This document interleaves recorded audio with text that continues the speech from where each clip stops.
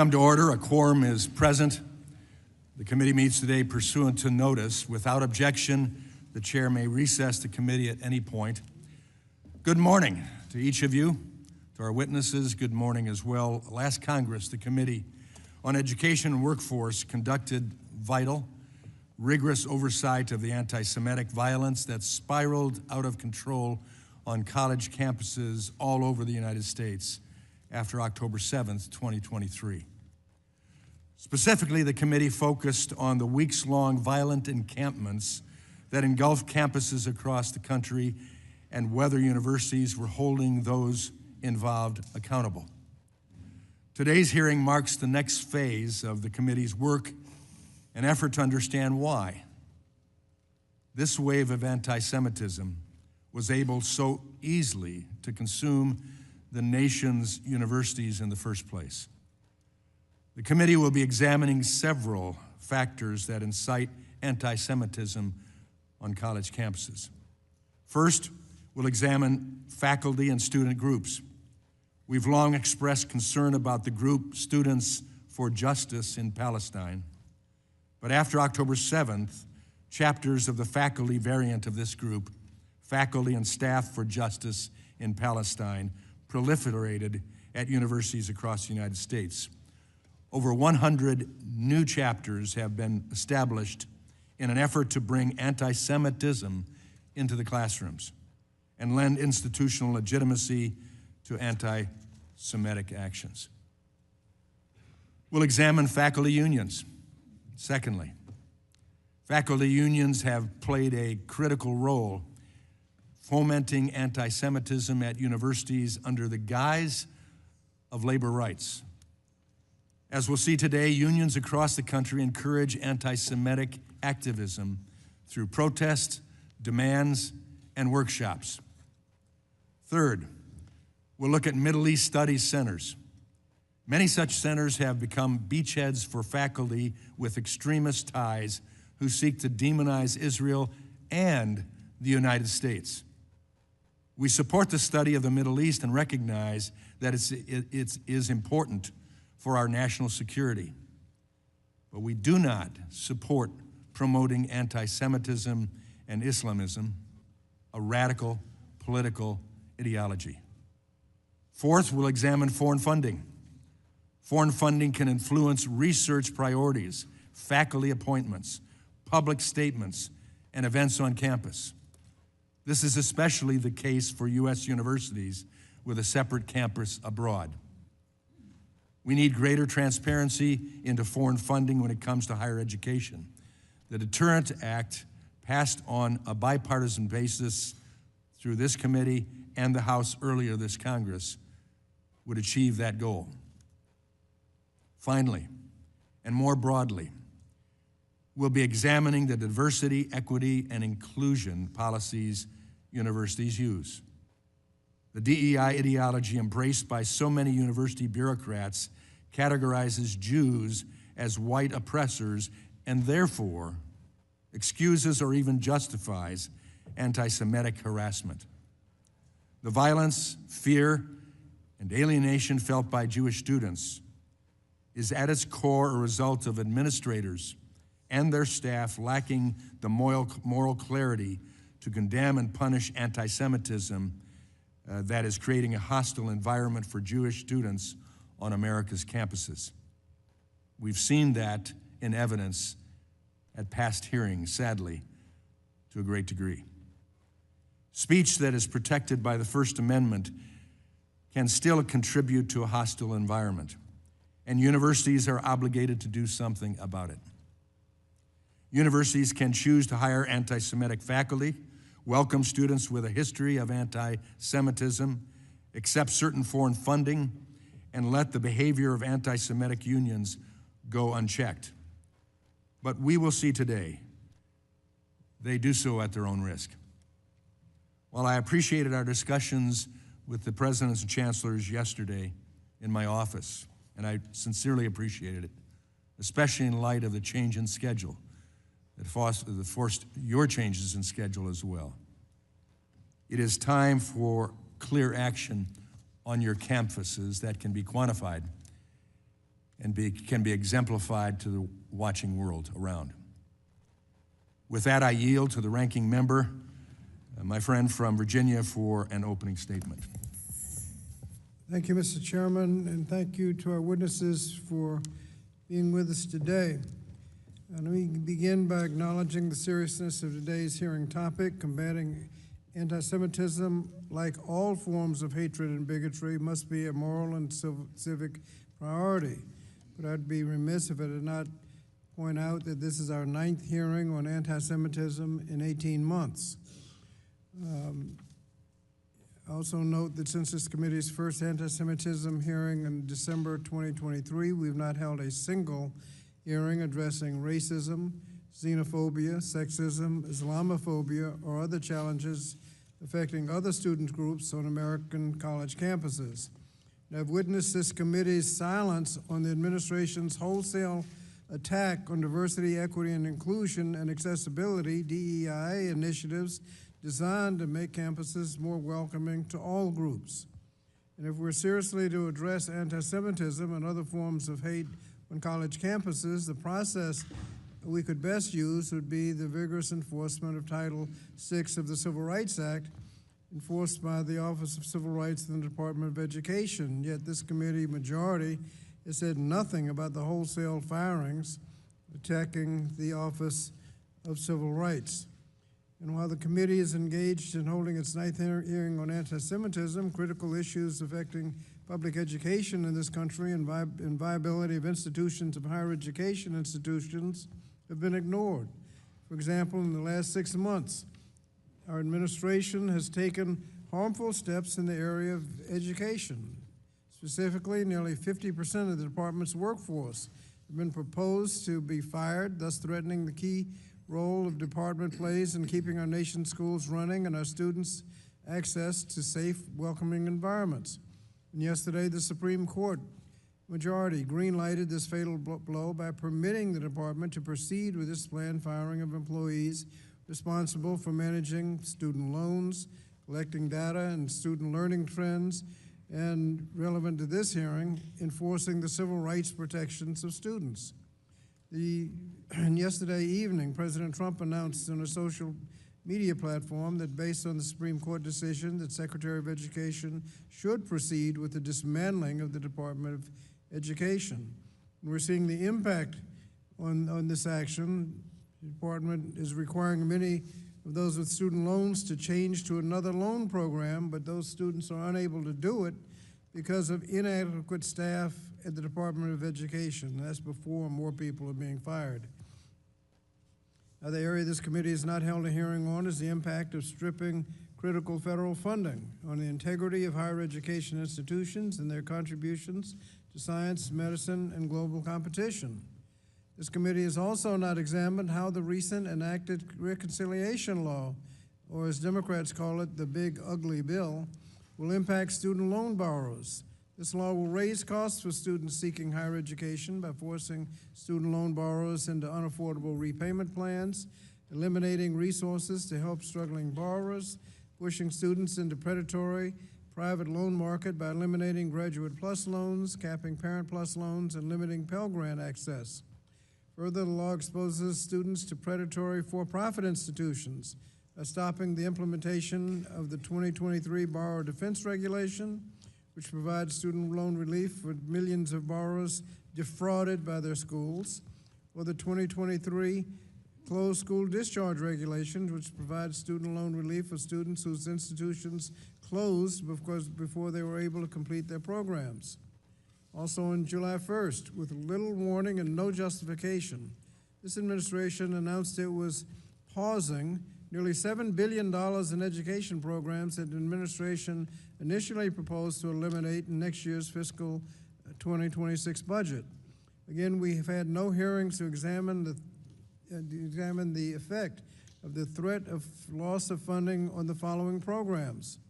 On Title IIA programs, supporting effective instruction, grant programs which support professional development and other activities to improve the effectiveness of teachers, school leaders, including reducing class sizes.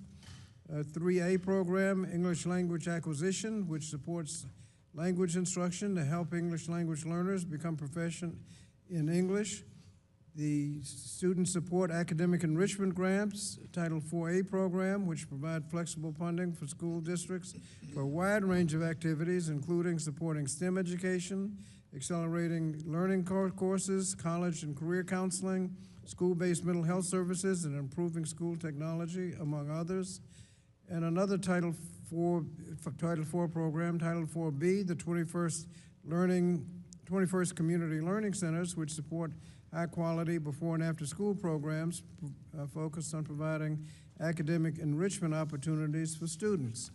The Title I-C program, Migrant Education, which supports educational needs of migratory students, including children of migrant and seasonal farm workers, and the Adult Basic Literacy Education State Grants, including Integrated English Literacy and Civics Education State Grants, which support adult education and literacy programs to provide basic skills to help prepare adults and out-of-school youth for success in the workforce. All of these programs are at risk of the abrupt loss in funding. In response, a number of the state attorneys general have filed an emergency lawsuit just yesterday. However, cash-strapped school districts, particularly those in low-income and rural areas, cannot afford the delay in funding and will likely be forced to either lay off staff or cut back programs and services.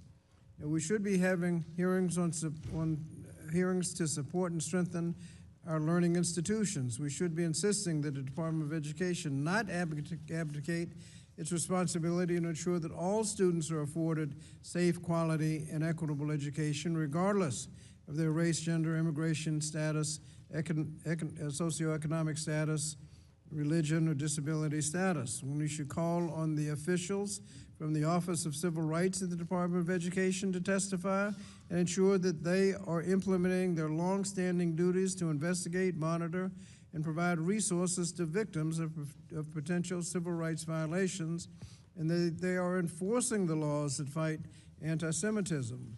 So, Mr. Chairman, as we conduct our 9th hearing on this issue, I urge you to also focus some of your attention to those who have the responsibility to protect students from hate and discrimination, the Office of Civil Rights, or whatever is left of it, and the pressing issues facing colleges and students today.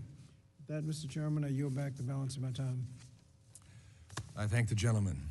Pursuant to Committee Rule 8C, all members who wish to insert written statements into the record may do so by submitting them to the committee clerk electronically in Microsoft Word format by 5 p.m., 14 days after this hearing. And without objection, the hearing record will remain open for 14 days to allow such statements and other extraneous material noted during the hearing to be submitted for the official hearing record. I'll now turn to the introduction of the 4 witnesses. Our first witness is Dr. Robert M. Groves, the interim president of Georgetown University, right here in Washington, D.C. Welcome. Our second witness is Dr. Félix V. Matos Rodríguez, the Chancellor of the City University of New York in New York City. Welcome. Our third witness is Matt Nosanchuk. I hope I got close on that. A principal for Mattnos Strategies and former Deputy Assistant Secretary, Office for Civil Rights, U.S. Department of Education in Washington, D.C. Welcome. Our last witness is Dr. Richard K. Lyons, Chancellor of the University of California at Berkeley in Berkeley, California. Welcome. We thank the witnesses for being here today. Pursuant to committee rules, I would ask that you each limit your oral presentation to a 3-minute summary of your written statement. The clock will count down from 3 minutes as committee members have many questions for you, and we would like to spend as much time as possible on questions. Pursuant to Committee Rule 8D and committee practice, however, we will not cut off your testimony until you reach the 5-minute mark. I would like to remind the witnesses to be aware of their responsibility to provide accurate information to the committee. I'll first recognize Dr. Groves for your testimony.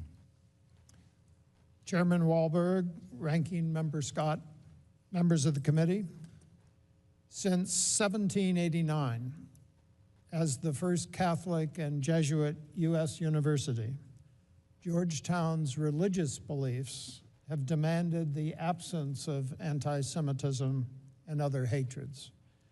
Indeed, the church has directed the Jesuits to foster dialogue across all religions. Therefore, any hatred or fear among our students destroys that dialogue. Anti-Semitism is incompatible with living our mission, and the same applies to Islamophobia and racism. Hence, we try to react quickly to threats on collaboration. On October 8th, a day after the Hamas attack, Georgetown condemned it, one of the first universities to speak out. Similarly, we try to act quickly to student conduct violations, but have learned that we need to adapt to changing circumstances almost continuously. Addressing interfaith conflict has been aided by the largest set of full-time religious leaders at any U.S. research university at Georgetown. Since 1968, a full-time Georgetown rabbi, but also Jesuit and Orthodox priests, Protestant ministers, an imam, a director of Dharmic life, and Hindu spiritual advisor. We've also built academic units, the Center for Jewish Civilization, a Center for Muslim Christian Understanding, and the Berkeley Center for Religion, Peace, and World Affairs, among others. We also try to carry out the Jesuit mission globally, now working in 16 different countries around the world. This has taught us the need to respect laws of other countries and their cultures, despite disagreeing with some of their government's policies. For example, in 2005, we brought Western Jesuit education and international affairs to Qatar. There, nearly 70% of our students are women, a group with historically limited access to education. There, we have full control over the curriculum, admissions, faculty hiring, and research activities. At Georgetown, non-U.S. financial support is accepted only to fulfill our long-standing mission, but never to alter it. Given our Jesuit values, we expose students to different viewpoints on the Middle East. In addition to speakers on Gaza, we've hosted IDF soldiers, families of Israeli and Palestinians who've lost their lives, families of U.S. hostages in Gaza. Georgetown is not perfect, and as events evolve, we've had to clarify rules of student behavior. But since October 7th, Georgetown has not experienced an encampment, physical violence, cancellation of commencement activities, or city police activities. Thank you, Mr. Chairman. Thank you. I now recognize Dr. Matos Rodríguez for your testimony. Thank you, Chairman Wahlberg, Ranking Member Scott, and members of the committee. Thank you for the opportunity to testify at this important hearing. I am Félix Matos Rodríguez, and it's a privilege to serve as the Chancellor of the City University of New York and to represent our institution here today. This committee has highlighted the alarming rise in anti-Semitism on university campuses. Our university has not been immune, but let me be clear. Anti-Semitism has no place at CUNY. I share your commitment to identifying and addressing the underlying factors instigating anti-Semitism on campuses. In fact, I have confronted anti-Semitism since the moment I became Chancellor in 2019. CUNY is a unique institution. We are the nation's largest urban public university. We are comprised of 26 campuses spread across New York City's 5 boroughs. We serve nearly 200,040 degree-seeking students and employ 40,000 people. Each of our campuses has its own president and administration, and as Chancellor, I oversee the university's operations and policies to advance our mission of providing accessible, high-quality education. Our annual in-state tuition, which is under $5,000 for community colleges and under $7,000 for senior colleges, remains among the most affordable in the nation. Due to our focus on affordability, educational quality, and meaningful job opportunities for our students, we have been recognized as a powerful engine of social mobility. We are proud that we propel more students into the middle class than all Ivy League schools combined. The size and scope of our community also comes with challenges, and we confront this head-on, including the unacceptable rise in anti-Semitism. Those challenges only grew more pronounced after the horrific terrorist attack on Israel on October 7th of 2023. And although our response has not always been perfect, our commitment to this important work has never wavered. Our commitment to the safety of the members of our Jewish community and to our entire community is non-negotiable. I have been committing to forging deep ties with Jewish organizations on our campuses and have invested nearly $2 million to educate our community to combat hate and anti-Semitism. I have created a center to centralize and improve CUNY's anti-discrimination policies, made Title VI training mandatory, and launched our Constructive Dialogue Initiative, which is designed to help foster mutual understanding and combat hate. And I have made the safety of our Jewish students a top priority.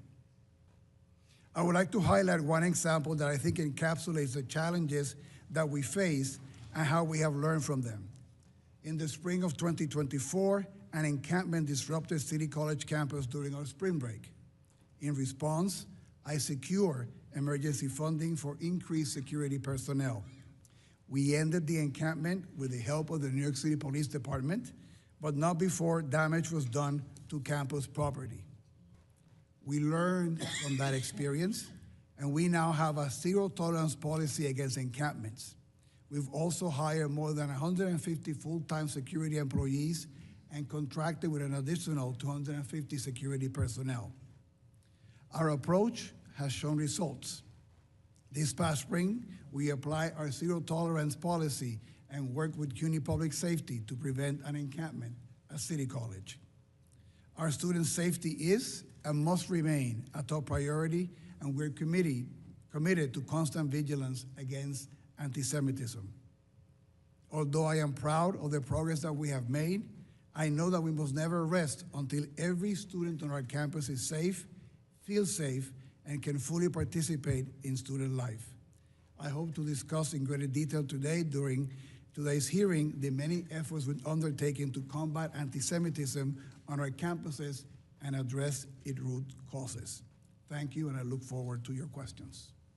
Thank you. I recognize Mr. Nosanchuk.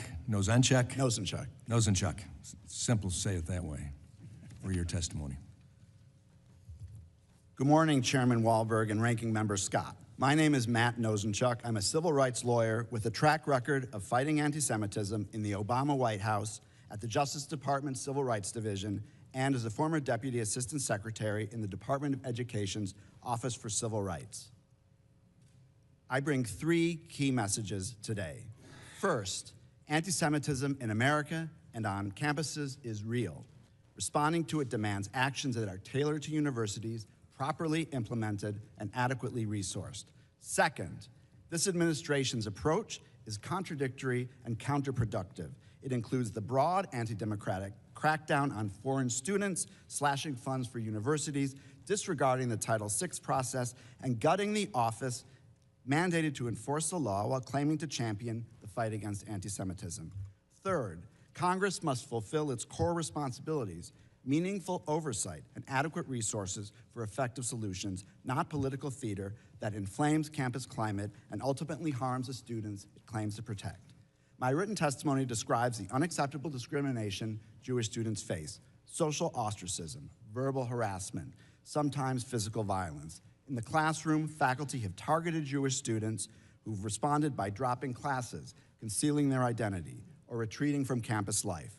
The bottom line is this: no students should be forced to choose between their identity and social acceptance. This includes their connection to a Jewish homeland, whether they express it through Zionism or generally identify as Jewish.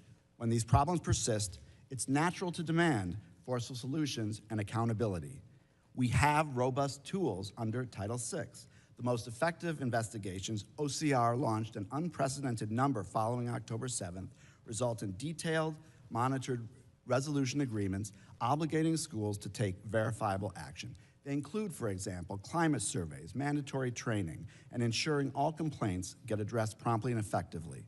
Here's what one campus Hillel director said about change from his campus's agreement. Jewish life has improved remarkably. Jewish students now receive responses to bias incidents within 24 hours. The Hillel Center reported a 40% increase in daily usage. Parents feel confident sending their children there. In short, Jewish life on campus is thriving. These agreements work. That's why OCR used them in anti-Semitism investigations during the first Trump administration. Proper enforcement creates meaningful, positive change. None of that is happening now. This administration boasts it is combating anti-Semitism while systematically dismantling the infrastructure needed to do it. They've gutted OCR, the office with the expertise and mandate to enforce Title VI, closing most of its regional offices and cutting staff in half. Thorough investigations are impossible.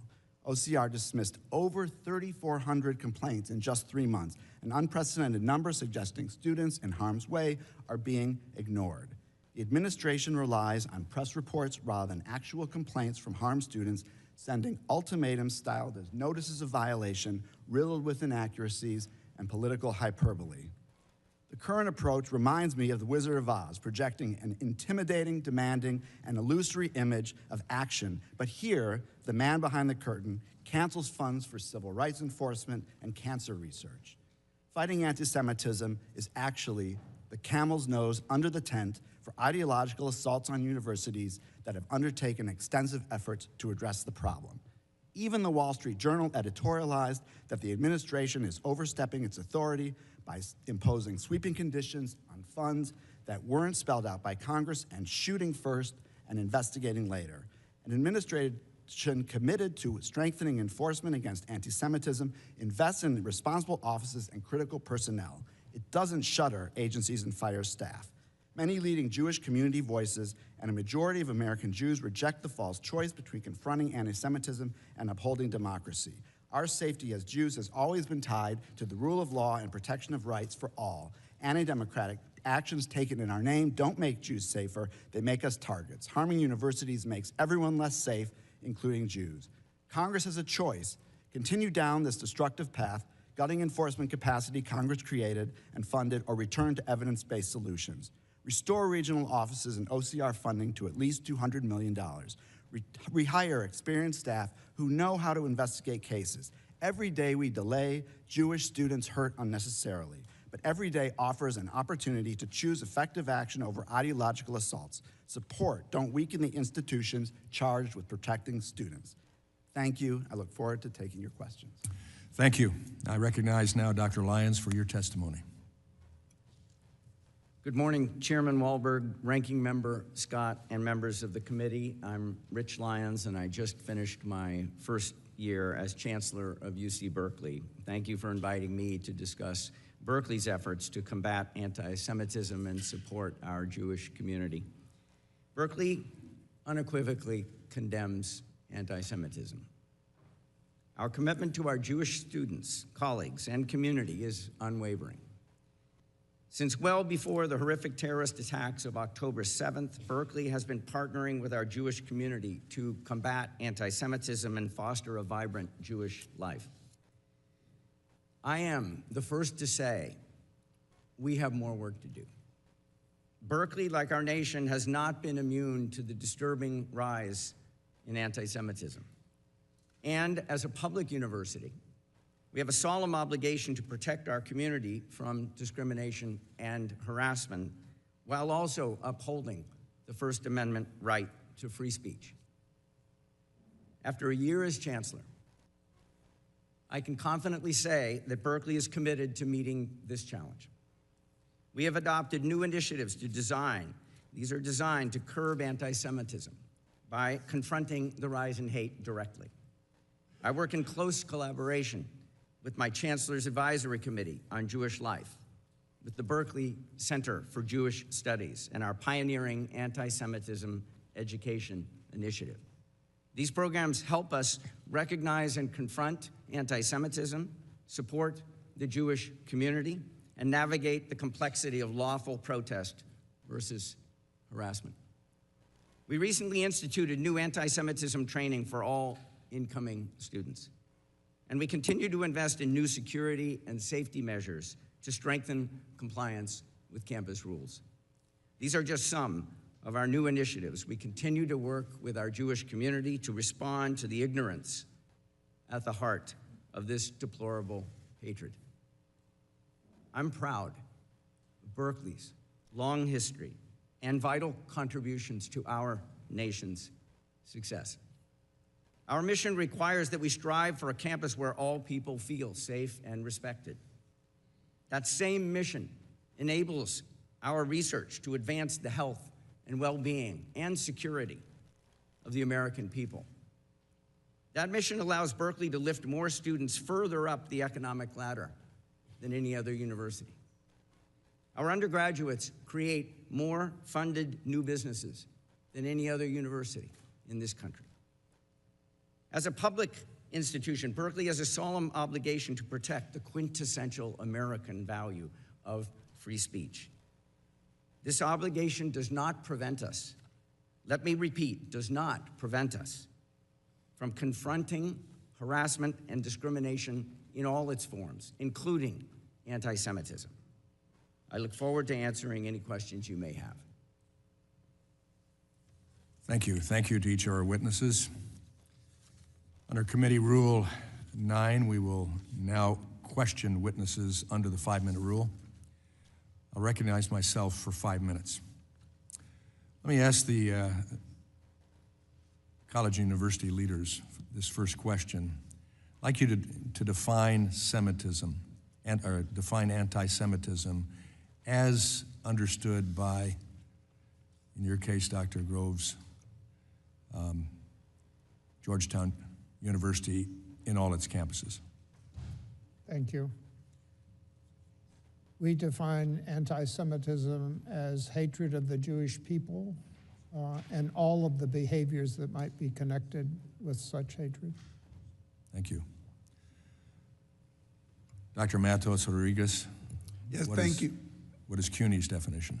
Thank you. Antisemitism is hatred or prejudice against Jews or individuals who are perceived to be Jewish. Thank you. Dr. Lyons, similarly. Your microphone. I define anti-Semitism as hatred or discrimination against Jewish people. Okay. Thank you. Appreciated the fact that each of you were able to quickly define it and simply, at least for your institution as you understand it. Chancellor Matos Rodríguez, does CUNY have an anti-Semitism problem, yes or no? We are not immune from the anti-Semitism. It is something that I've been committed to working since 2019. Without objection, I'd like to enter into the record the testimony of dozens of CUNY students who have experienced severe anti-Semitism on campuses. Hearing no objection, they will be entered. How many Jewish students have transferred out of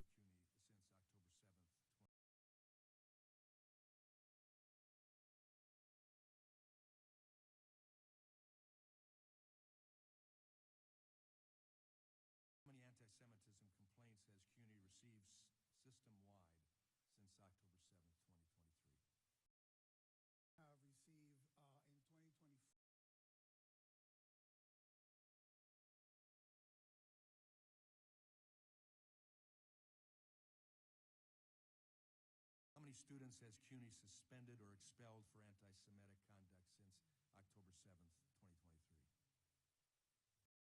We have, over the last 2 years, disciplined 18 students for anti-Semitic conduct, and we have disciplined another 25 for inappropriate behavior in protests, demonstrations, or rallies.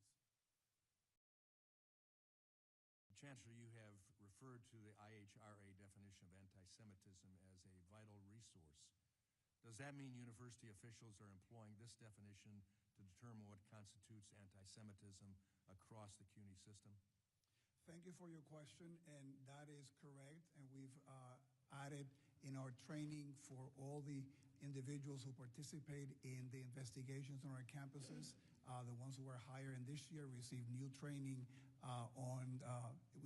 which includes using the definition as stipulated by OCR, and is also part of refreshing courses that we have for all personnel in addition to public safety officers. Does CUNY have any anti-Semitic faculty? We have faculty that might conduct themselves in anti-Semitic behavior, and we have no tolerance for it, and we're clear about the expectations to follow all our rules and policies, and if any individual breaks those rules, they will be investigated and the appropriate disciplinary action will be taken if warranted. How many Zionist professors has CUNY hired since October 7th? We do not track the hiring of faculty in terms of ideology or things of that nature, so I wouldn't be able to tell you that information. But you're able to tell us that you had anti-Semitic professors.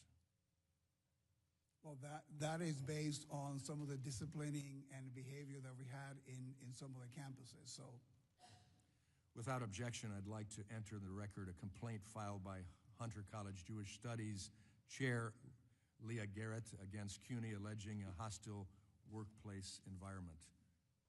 Without objection, I hear none. That will be submitted. While Dr. Garrett was suffering under CUNY's indifference to anti-Semitism, in February 2025, Hunter College posted a job announcement looking to hire a Palestinian studies professor well-versed in settler colonialism, genocide, and apartheid. As you know, Hunter College was forced to edit this anti-Semitic job description. Did Hunter College still hire people for this position? when that posting reached my attention, we made sure to tell Hunter College that it was entirely inappropriate to have that posting, that it needed to be modified, and that they needed also to take steps to make sure that any postings in the future would not contain language like that. That hiring process is ongoing. That's an issue of great concern to us. We continue to hear rhetoric denouncing settler colonialism and Israeli genocide contribute to anti-Semitism in the college and CUNY. Specifically, my time has expired, and now I recognize the gentlelady from Oregon, Ms. Bonamici. Thank you, Mr. Chairman. Thank you, Ranking Member, and thank you to the witnesses. Since our last hearing on this issue in May, the Jewish community has experienced more devastating losses, including the fatal shooting in Washington, D.C. of 2 Israeli embassy employees and the Molotov cocktail attack on peaceful marchers in Boulder, Colorado. As I have said before in this committee, there has been an undeniable rise in anti-Semitism and hate speech across the country and around the globe. Jewish students and all students deserve to feel safe and be safe on college campuses and everywhere. No one should be afraid of harassment or discrimination because of their faith. And I have said before that if the majority wanted to fight anti-Semitism and protect Jewish students, they should condemn anti-Semitism in their own party and at the highest level of government. They have failed to do so. Multiple White House officials have ties to anti-Semitic extremists. This includes the current liaison to the Department of Homeland Security, the communications director for the Office of Management and Budget, and the press secretary of the Department of Defense, who posted Nazi slogans on her personal social media accounts and promoted the anti-Semitic Great Replacement conspiracy theory. The leader of President Trump's so-called anti-Semitism task force actually talked about revoking Jew cards and shared a post on social media from the former leader of a white supremacist organization that called for the, quote, Nazification of America. Donald Trump has continued to spout anti-Semitic venom, most recently at a rally where he said, no going to the banks and borrowing from, in some cases, a fine banker, and in some cases, Shylocks and bad people. He tried to walk back those statements, saying incredulously that he had never heard the term Shylock used in an anti-Semitic way. Words matter, and the President of the United States should not be using words, especially anti-Semitic tropes, if he does not know what they mean. Have any Republican colleagues here today condemned these acts of anti-Semitism from the president and members of the administration, or called for removal of these individuals from office? No, because that would require real and meaningful commitment to rooting out anti-Semitism from the top down. Instead, my colleagues are weaponizing the real problems of the Jewish community, a community I am an active member of, in furtherance of their attacks on and plans to defund colleges and universities. As members of this committee, we sit with the responsibility of enacting policies that best educate our youth, and this ongoing attack on higher education is shameful. As Mr. Nosanchuk so compellingly testified, combating the rise of anti-Semitism on college campuses requires investing in the Office for Civil Rights, an agency dedicated to investigating and resolving civil rights violations, including anti-Semitic incidences at schools and universities. But instead of supporting that office, Secretary McMahon has already fired about half of OCR's students, perhaps that should be the quote.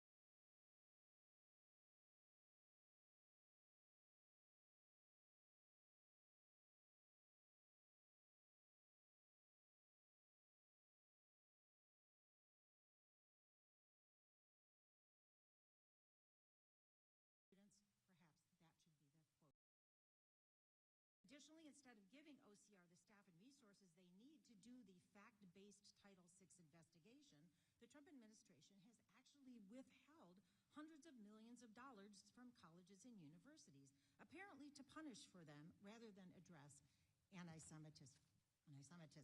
But this kind of imposition of collective punishment hurts all students, including Jewish students, because it will lead to fewer academic options and higher tuition.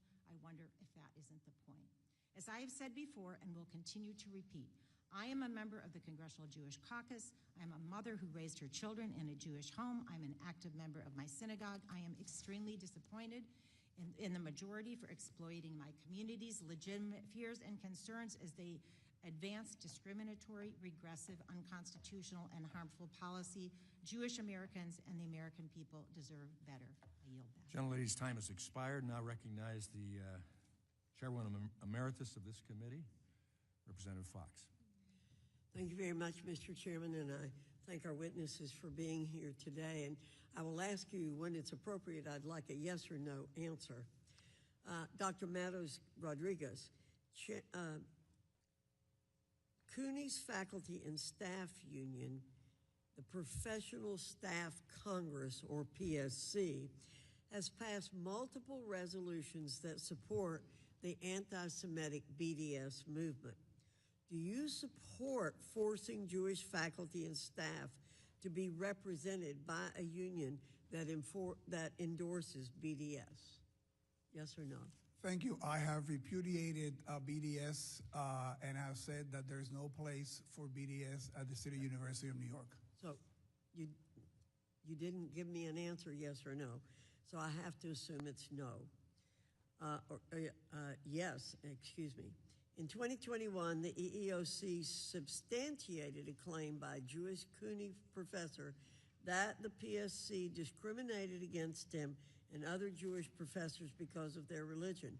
What disciplinary action did you take against those responsible? Again, I am that case of the EEOC. We thought it was entirely inappropriate to discriminate against any member of our community, and that was a matter taken by the EEOC. And so no disciplinary action. You didn't state a disciplinary action. Not to my knowledge. Does the PSC have an anti-Semitism problem? Yes or no? The PSC does not speak for the City University of New York. We've been clear on our commitment against anti-Semitism and against BDS. So the president of the PSC personally supports BDS. Do you view this as problematic? Again, the PSC does not speak for the City University of New York. My understanding also that the last vote that they took, they So you rejected. obviously don't think it's problematic. Thank you. Dr. Groves, after the U.S. Successfully struck Iran's nuclear infrastructure, one of the professors at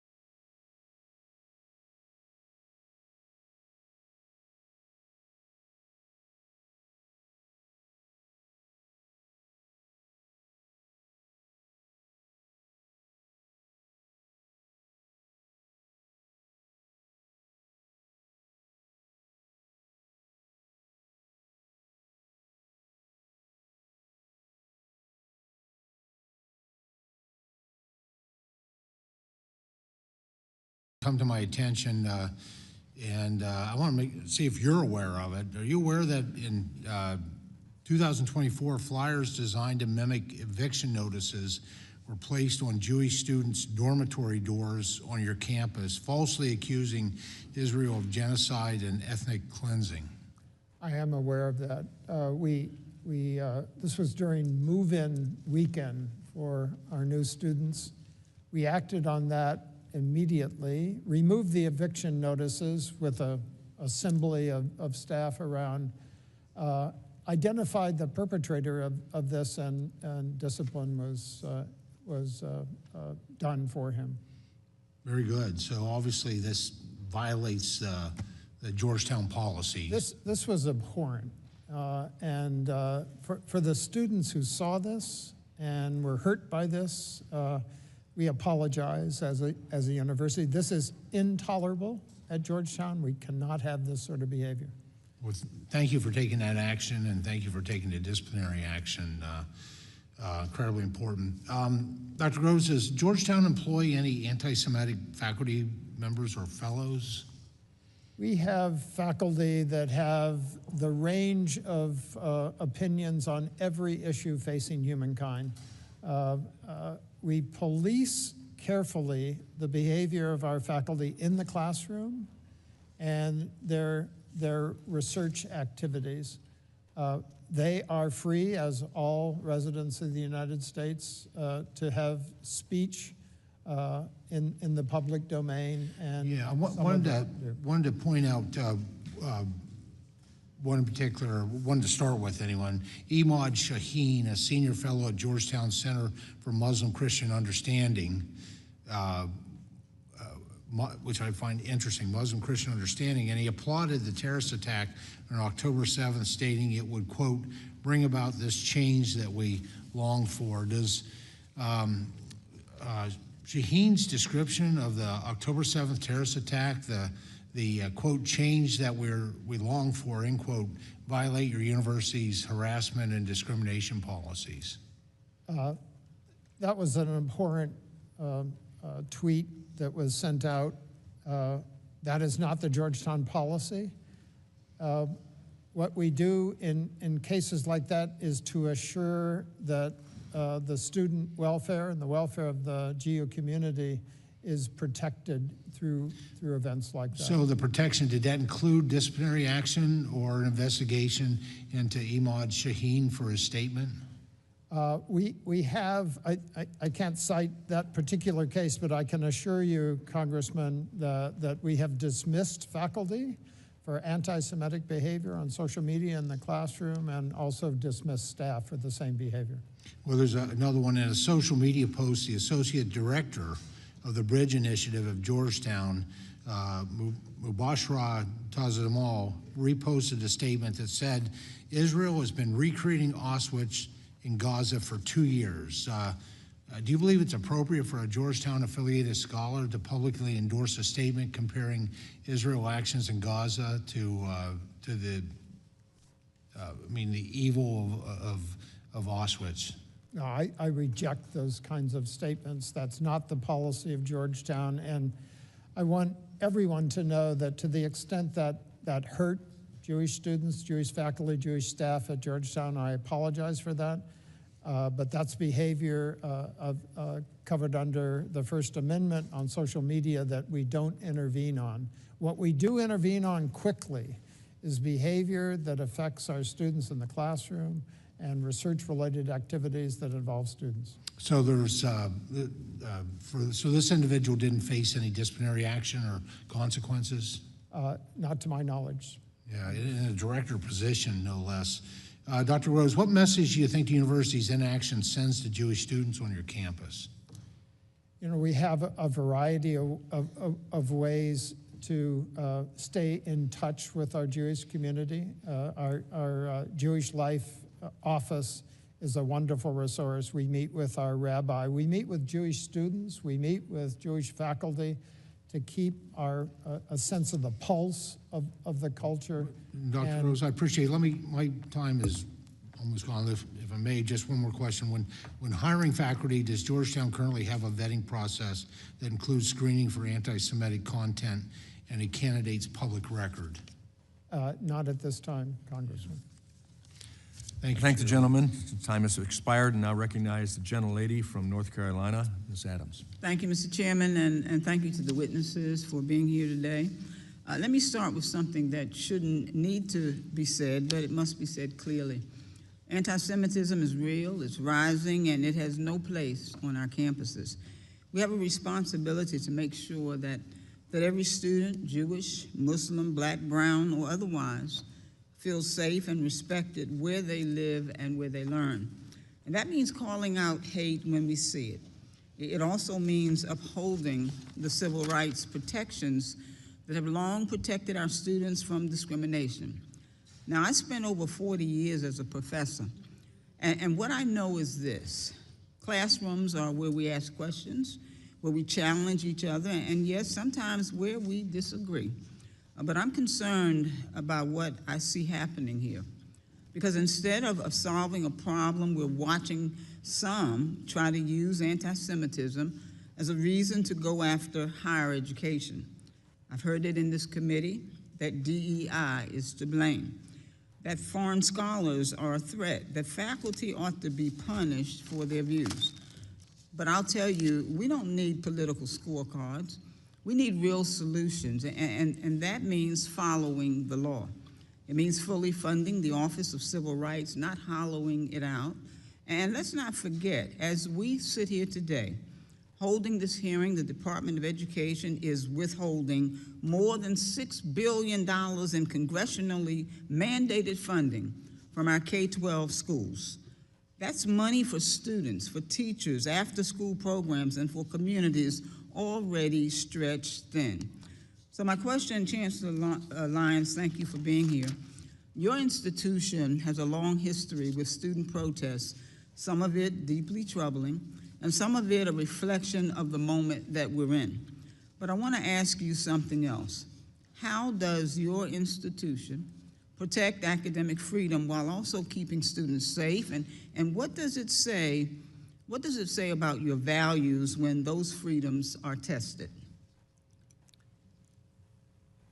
Thank you for the question. You're describing what is a very complex set of questions. The freedom to discover, the freedom to learn, the freedom to teach, these are fundamental freedoms. And so when we talk about academic freedom, let's just be clear that those are the fundamental freedoms that we protect. And at the same time, we have this obligation toward free speech. Does it frustrate us as presidents? I'll speak for myself. This is frustrating. People say, well, just drive down the middle of the road. This is a very complex road to drive down. And so we are constantly making judgments around how do we keep people safe and supported, and also how do we make sure that we are protecting free speech and the marketplace for ideas. Thank you, sir. Let me move on. Chancellor Matos, Chancellor Matos Rodríguez, thank you as well. CUNY is a large and complex system, 26 campuses across 5 boroughs. That's no easy task. So let me ask you first, have some of the protests we've seen involved people from outside the CUNY community? Absolutely appreciate the nuance. Our campuses are the city of New York. So in many cases, some of the events that occur are really occurring in the streets of New York City that are contingent to our campuses. So that presents So you can give me a yes or no? Yes. Okay, thank you. Second, how is CUNY working across New York's diverse neighborhoods to confront anti-Semitism in a way that includes everyone? Thank you. Since I mentioned, I've been committed to this since I became chancellor in 2019. I had learned as president of Queens College that you needed to bring people together. We had at Queens College the largest Muslim and Jewish populations of our campuses at CUNY, and I learned the value of bringing people together. So I have a Jewish advisory committee on Jewish life. that I brought together in 2023 to listen to the members of the community to get their feedback and Okay. get answers. Thank you so much. Let me ask you one final thing. We've heard concerns from faculty who were recently not reappointed despite having full enrolled classes scheduled for the fall, and I understand that those matters may be going through a formal process. I know you may not be able to speak to individual cases, but as a former professor myself and a department chair, somebody who believes deeply in transparency and fairness, I want to ask you, would you be willing to follow up with my office and provide more information on the policies and procedures that guide faculty appointments and reappointments at CUNY? I appreciate the question. We're here to answer all the questions and cooperate fully with the committee. Okay, thank you, sir. I think my time is up. Mr. Chairman, I yield back. I thank the gentlelady. Now I recognize the gentlelady from New York, Ms. Stefanik. Thank you. I want to begin by discussing the heinous scourge of anti-Semitism on your watch as Chancellor at CUNY. You are aware at Baruch, Jewish freshmen were welcomed with heinous anti-Semitic taunts about the hostages killed by Hamas. Quote, "Where's Hirsch, you ugly expletive, expletive? Go bring them home," end quote. Quote, "You ain't going home tonight. Go back to Brooklyn. All Zionists are terrorists," end quote. Are you aware of those anti-Semitic harassment slurs? Those are deplorable statements, and if they were associated with the event at Baruch, an investigation was done and students were disciplined. And students were disciplined in both of those cases? At Hunter, Jewish students were forced to enter the main university building under a swastika for hours. Is that correct? My understanding of that is that the swastika was placed outside, and we have a custom of erasing all such deplorable symbols. In that particular case, there was a delay because it had to be referred to the NYPD for the anti-hate investigation. Let me remind you of this particular case because that's not according to your own staff. In fact, the Hunter College Director of Jewish Studies emailed university leadership requesting that the swastika be taken down. And instead, this was the response for everyone to see. Apologies, but it is not that simple.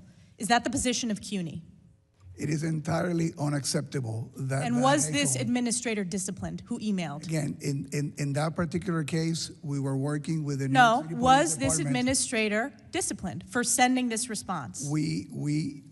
Any case that we have will investigate, and the appropriate action will be taken. So what was the appropriate action taken against this administrator in this case? In this case, as I mentioned to you, we are working with the New York City Police Department. So no disciplinary action has been taken by CUNY? Is that correct? We will investigate any action. So an investigation, but no actual action, like so many of these failed university presidents.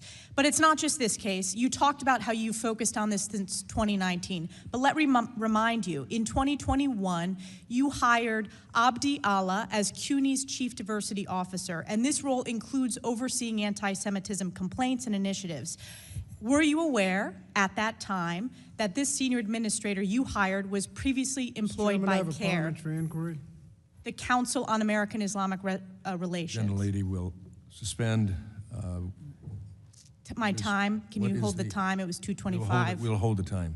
Does the committee have a policy on publicizing people's personal emails? This is a university administrator's email. Email addresses? No, we don't have a policy, I'm told, on that. And again, this is at the university. This is a university email, a public university in the state of New York. Following up at 2:25, which my time is, I'm referencing the CUNY Chief Diversity Officer, who you hired in 2021. They were previously employed by CARE, the Council on American-Islamic Relations. Is that correct? So she was hired to be the Chief Diversity Officer at the central office with no responsibility over cases that have to deal with students or faculty. But yet you were aware that she was previously employed by CARE. Again, I was not directly responsible for that. Even though she was the Senior Chief Diversity Officer? As I mentioned to you, I was not directly responsible for that hire. So is it okay, from your perspective, obviously it is, to have a former employee of CARE? Let me remind you, CARE was a co-conspirator in a terrorist financing case and has ties to Hamas, a designated terrorist organization. Is she currently still employed by CUNY? She is. There you go. So no action, just words here today. Even further, and by the way, her salary is paid for by the New York taxpayers, correct? We have the expectations of total professionalism and compliance with all the rules and policies of CUNY. Any employee that breaks our policies or our rules will be investigated. But it obviously Action doesn't will be break taken. CUNY's rules to have a senior employee who was previously employed by a terrorist-affiliated organization. That is unacceptable to New York taxpayers. It is unacceptable to American taxpayers. But it's not just that. Are you familiar with CUNY Clear? This is the clinical arm of CUNY School of Law. CUNY Clear, I'm not familiar with them. Well, I will remind you, the CUNY Clear founder and professor is the head of Mahmoud Khalil's Legal Defense Fund. Are you aware of that? No. Does it concern you that New York taxpayers are paying the salary for the legal defense fund of Mahmoud Khalil? And I'll remind you who Mahmoud Khalil is. This is the chief pro-Hamas agitator that led to the anti-Semitic encampments at Columbia, the rioting and violent takeover of Hamilton Hall, the harassment and physical assault of Jewish students. And we do not condone any kind of anti-Semitism. But you in our allow campuses. the head of the clinical legal organization and a professor to be the chief legal aide to Mahmoud Khalil and do his legal defense fund. Those decisions are made in the clinics, are made in the individual campuses. It goes up to you. You are the chancellor. Those decisions are made at So you the take no individual responsibility. campuses. I take responsibility for any behavior of our faculty. So and is this staff acceptable? that Is this anti-Semitic. acceptable? Any behavior that is anti-Semitic Is and this in violation acceptable of our that the rules. legal defense fund for Mahmoud Khalil is the head of CUNY Clear? That's acceptable under your watch. We do have no tolerance for anti-Semitism on our campuses, and we've been very So will clear. this person be fired? Anybody that breaks our rules and our policies, there'll be an investigation. We'll investigate, and if there's any disciplinary action to be taken, we'll take it. Let me make a prediction. No disciplinary action. This individual is not going to be fired because it's all words, no action. You have failed the people of New York. You have failed Jewish students in New York State, and it is a disgrace. I yield Thank back. the gentlelady. The gentlelady's time has expired. I recognize gentleman from California, Mr. Desaulniers. Thank you. Chancellor, you want to have a few moments of my time to respond to that outrageous attack by my colleague? Again, thank you for the opportunity. I just want to make clear that the rules of the City University of New York apply to all our students, faculty, and staff. Anybody who behaves in any way that it is anti-Semitic, that sponsors violence against members of the Jewish community or any community, discriminate or harass, will be investigated and held accountable based on our rules. That it's clear, it's our commitment.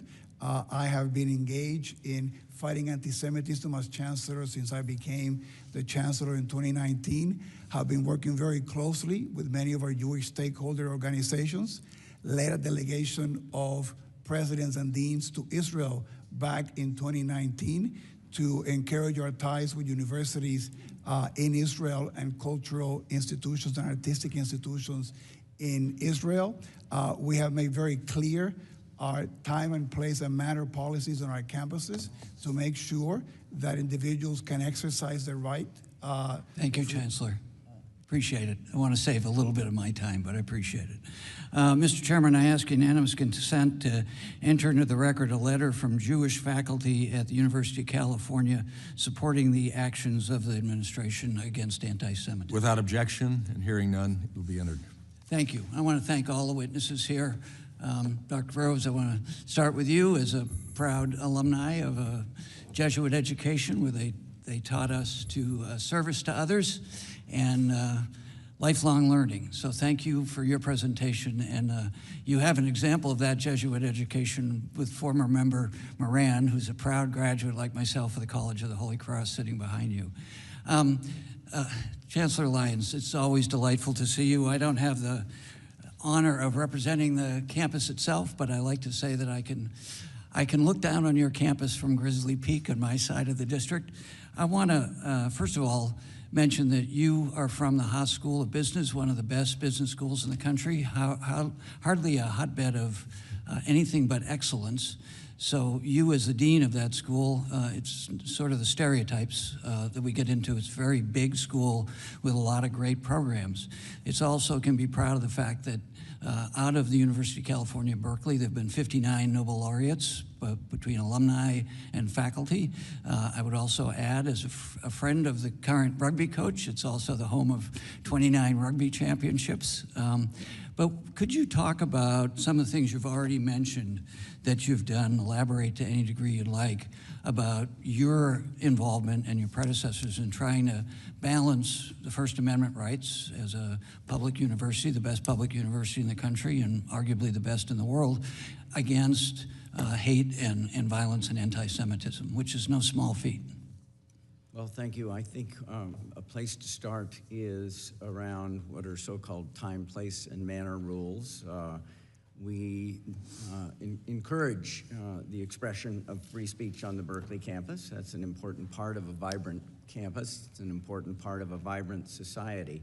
At the beginning, so I've been in my role for a year now, and we were very, very clear at the beginning of the year, across the whole UC system, I should say, certainly at Berkeley, tents are not allowed. Tents are not part of an expression of free speech. Were we tested? We were tested. We took them down immediately. There's a gate on the campus called Sather Gate. It's right in the middle. It got partially blocked, and some of the times before I became chancellor, one of the no tolerance rules, we communicated it clearly, is no blocking the gate and any part of the gate. There was a sukkah that got erected in front of the gate. We took it down effectively immediately. Anyways, part of the time, place, and manner rules, that's not just something to counter anti-Semitism. Those time, place, and manner rules need to be content neutral, and they are. But we needed to communicate what the standards are, while at the same time making sure students know that expressing your views consistent with the First Amendment is something that Berkeley doesn't just condone, it actually encourages it.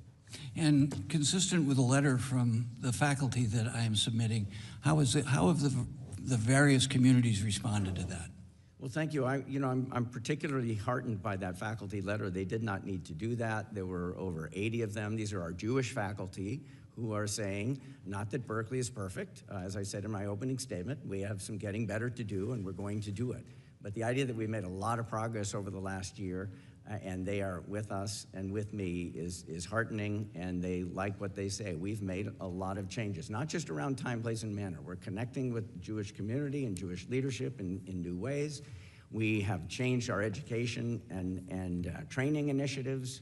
We have a new course called Openness to Opposing Views that we plan to roll out as much as possible to incoming students. So there are many fronts. Appreciate that. The gentleman's time has expired. I recognize the gentleman from Georgia, Mr. Allen. Thank you, Mr. Chairman, and I want to thank all of you for being here today and testifying. Growing up, my parents basically ingrained in me the biblical definition of free speech.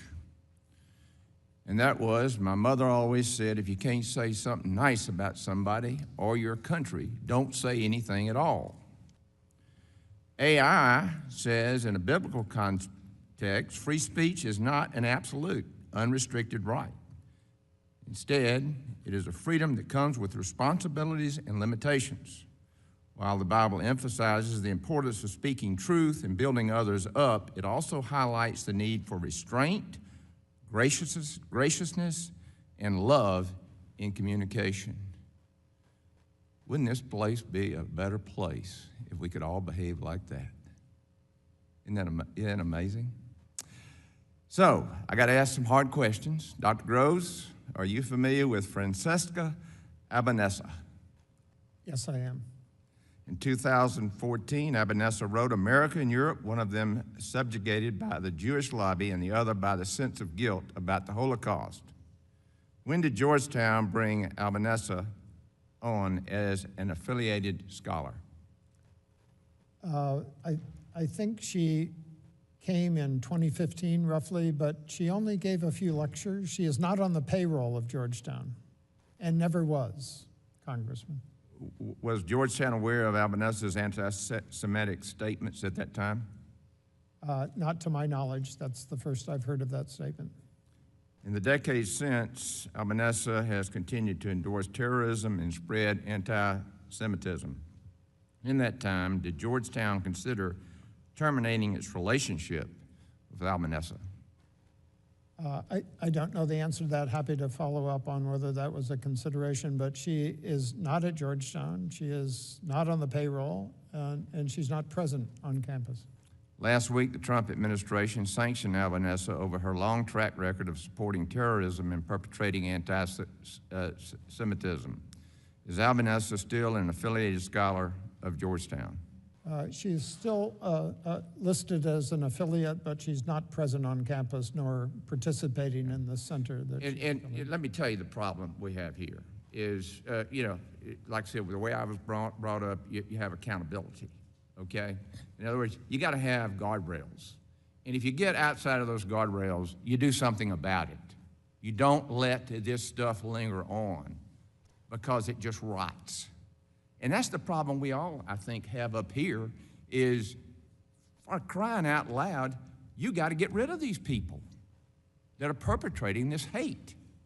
A question here, last April, the violent encampment at Columbia filled headlines, City College of New York. This encampment caused $3 million worth of damage. For example, how many CUNY staff, students, staff, and faculty were involved in the encampment? Do we know? So we ended up disciplining 7 individuals in that encampment who ended up breaking into one of the buildings. Well, I mean, were they put in prison? Have they been indicted? Have they gone before a jury of their peers for their crimes? We collaborated with the district attorney in those cases, and there were 7 individuals who were disciplined. I cannot comment on the individual discipline, but what I can tell you also, we have a zero tolerance policy on encampment. Some of the lessons learned in that encampment have guided our work after that, and that we've been successful in making sure that we have had no other encampments in our campuses as a result of that experience. Well, all I can tell you, things have changed a lot since I was in college. Where I went to college, they didn't put up with this stuff. And you knew it, and that's why you stayed within those guardrails. Of course, that's the way it was in high school and middle school as well. How many students have been suspended or expelled this year that because of this violence and vandalism? How many students have been expelled? Because of the encampment, right? Mm-hmm. We had 3 students of the 7 that were disciplined as a result of the. How about faculty? The encampment. There were 4. When you say discipline, what does that mean? I cannot comment on the individual cases. Discipline goes from reprimands, training, suspension, or termination, and we have terminated individuals in the faculty and staff for violating our policies on anti-Semitism. Well, the great thing about this country is you have the right to prove that you're innocent, but if you're guilty, you know what? You get fired. The gentleman's time has expired. I now recognize the gentleman from New York, Mr. Mannion. Thank you, Mr. Chairman. Thank you to all the witnesses for being here today. The rise in anti-Semitism across the United States is profoundly troubling. We simply must do more to respond to these actions and ensure our Jewish neighbors and communities can live free from harassment, intimidation, and violence. We all must stand together to reject any targeted hatred or bigotry against any group due to their religion, ethnicity, or other demographic. But as we hold this hearing, let's be clear about the problem that we're facing. Anti-Semitism is not limited to just college campuses. It has spread rampantly in our communities, our online platforms, and our politics. Yet the majority of this committee are set on repeatedly singling out higher education and attacking university presidents and labor unions that represent their faculty while refusing to pursue serious, comprehensive solutions. In fact, they've supported this administration's moves to gut the Office of Civil Rights at the Department of Education, cancel grants for hate crime prevention, and openly has embraced individuals with known records of offensive, conspiratorial, hateful rhetoric. I call my colleagues on the other side of the aisle to hold those in their own party accountable and approach this issue in a more thoughtful manner. Chancellor Matos Rodríguez, given the importance of combating anti-Semitism in our state, I'd like to give you an opportunity to elaborate on CUNY's efforts. Your testimony describes the independent investigation that was commissioned and the resulting report, which included a set of recommendations. What steps is the CUNY system currently taking to implement those recommendations? I appreciate the question, and those are the recommendations from the Lippman report, which we collaborated fully when the judge was conducting it, and we have embraced the recommendations that came from the judge and his team. One of the main ones was indicating that our decentralized structure made the follow-through in the cases of discrimination and the investigations not as responsive as they should be, something that we knew that was a challenge, and we have been advancing our work in that area, so I created a center. Now all the complaints around discrimination, harassment are handled by one single center, which works on the training of all the individuals conducting the investigation, so we have more timely investigations, we're more responsive to that work. We also had a lot of critiques, valid critiques, to a portal that we created to centralize some of that before. And now we have procured a state-of-the-art system to manage all those cases so that we can be more responsive to the individuals who submit the claims, and they can be informed, so we can have better data to be more transparent to all the stakeholders that hold us accountable, and to manage those cases more effectively, and to have best practices all across the system replicated. So that's one of the recommendations from the Lippman report that we have embraced. The Lippman report also asks us to invest more in bridge building and giving tools to our faculty, students, and staff to navigate difficult conversations and issues. We launched the Constructive Dialogue Initiative. Actually, we have half of the campuses in training today at the central office. I would have been participating there had I been on the campus. And this is to give faculty, students, and staff tools to be able to have difficult conversations. We do not want people shying away from difficult conversations. They need to do it civilly, they need to do it respectfully, and they have to do it following the rules. So those are some of the investments that we've made as a result of the judge's recommendations. Yes, and you have communicated the progress in certain ways. Can you elaborate on how you've articulated that progress to students, faculty, and the broader community? So we've been engaged in communicating the work that we have done. I've indicated before that I have a Jewish Advisory Life Committee that has been both a resource to us of listening to what the community thinks we should be doing, but also as a way for us to convey some of the work that we have been doing in this arena. And we remain committed to this work with many of our Jewish stakeholder partners.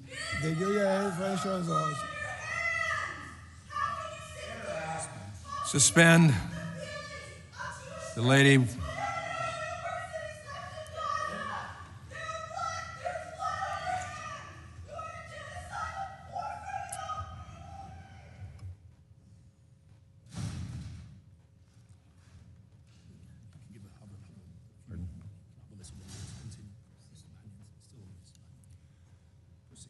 Mr. Mannion, you may proceed.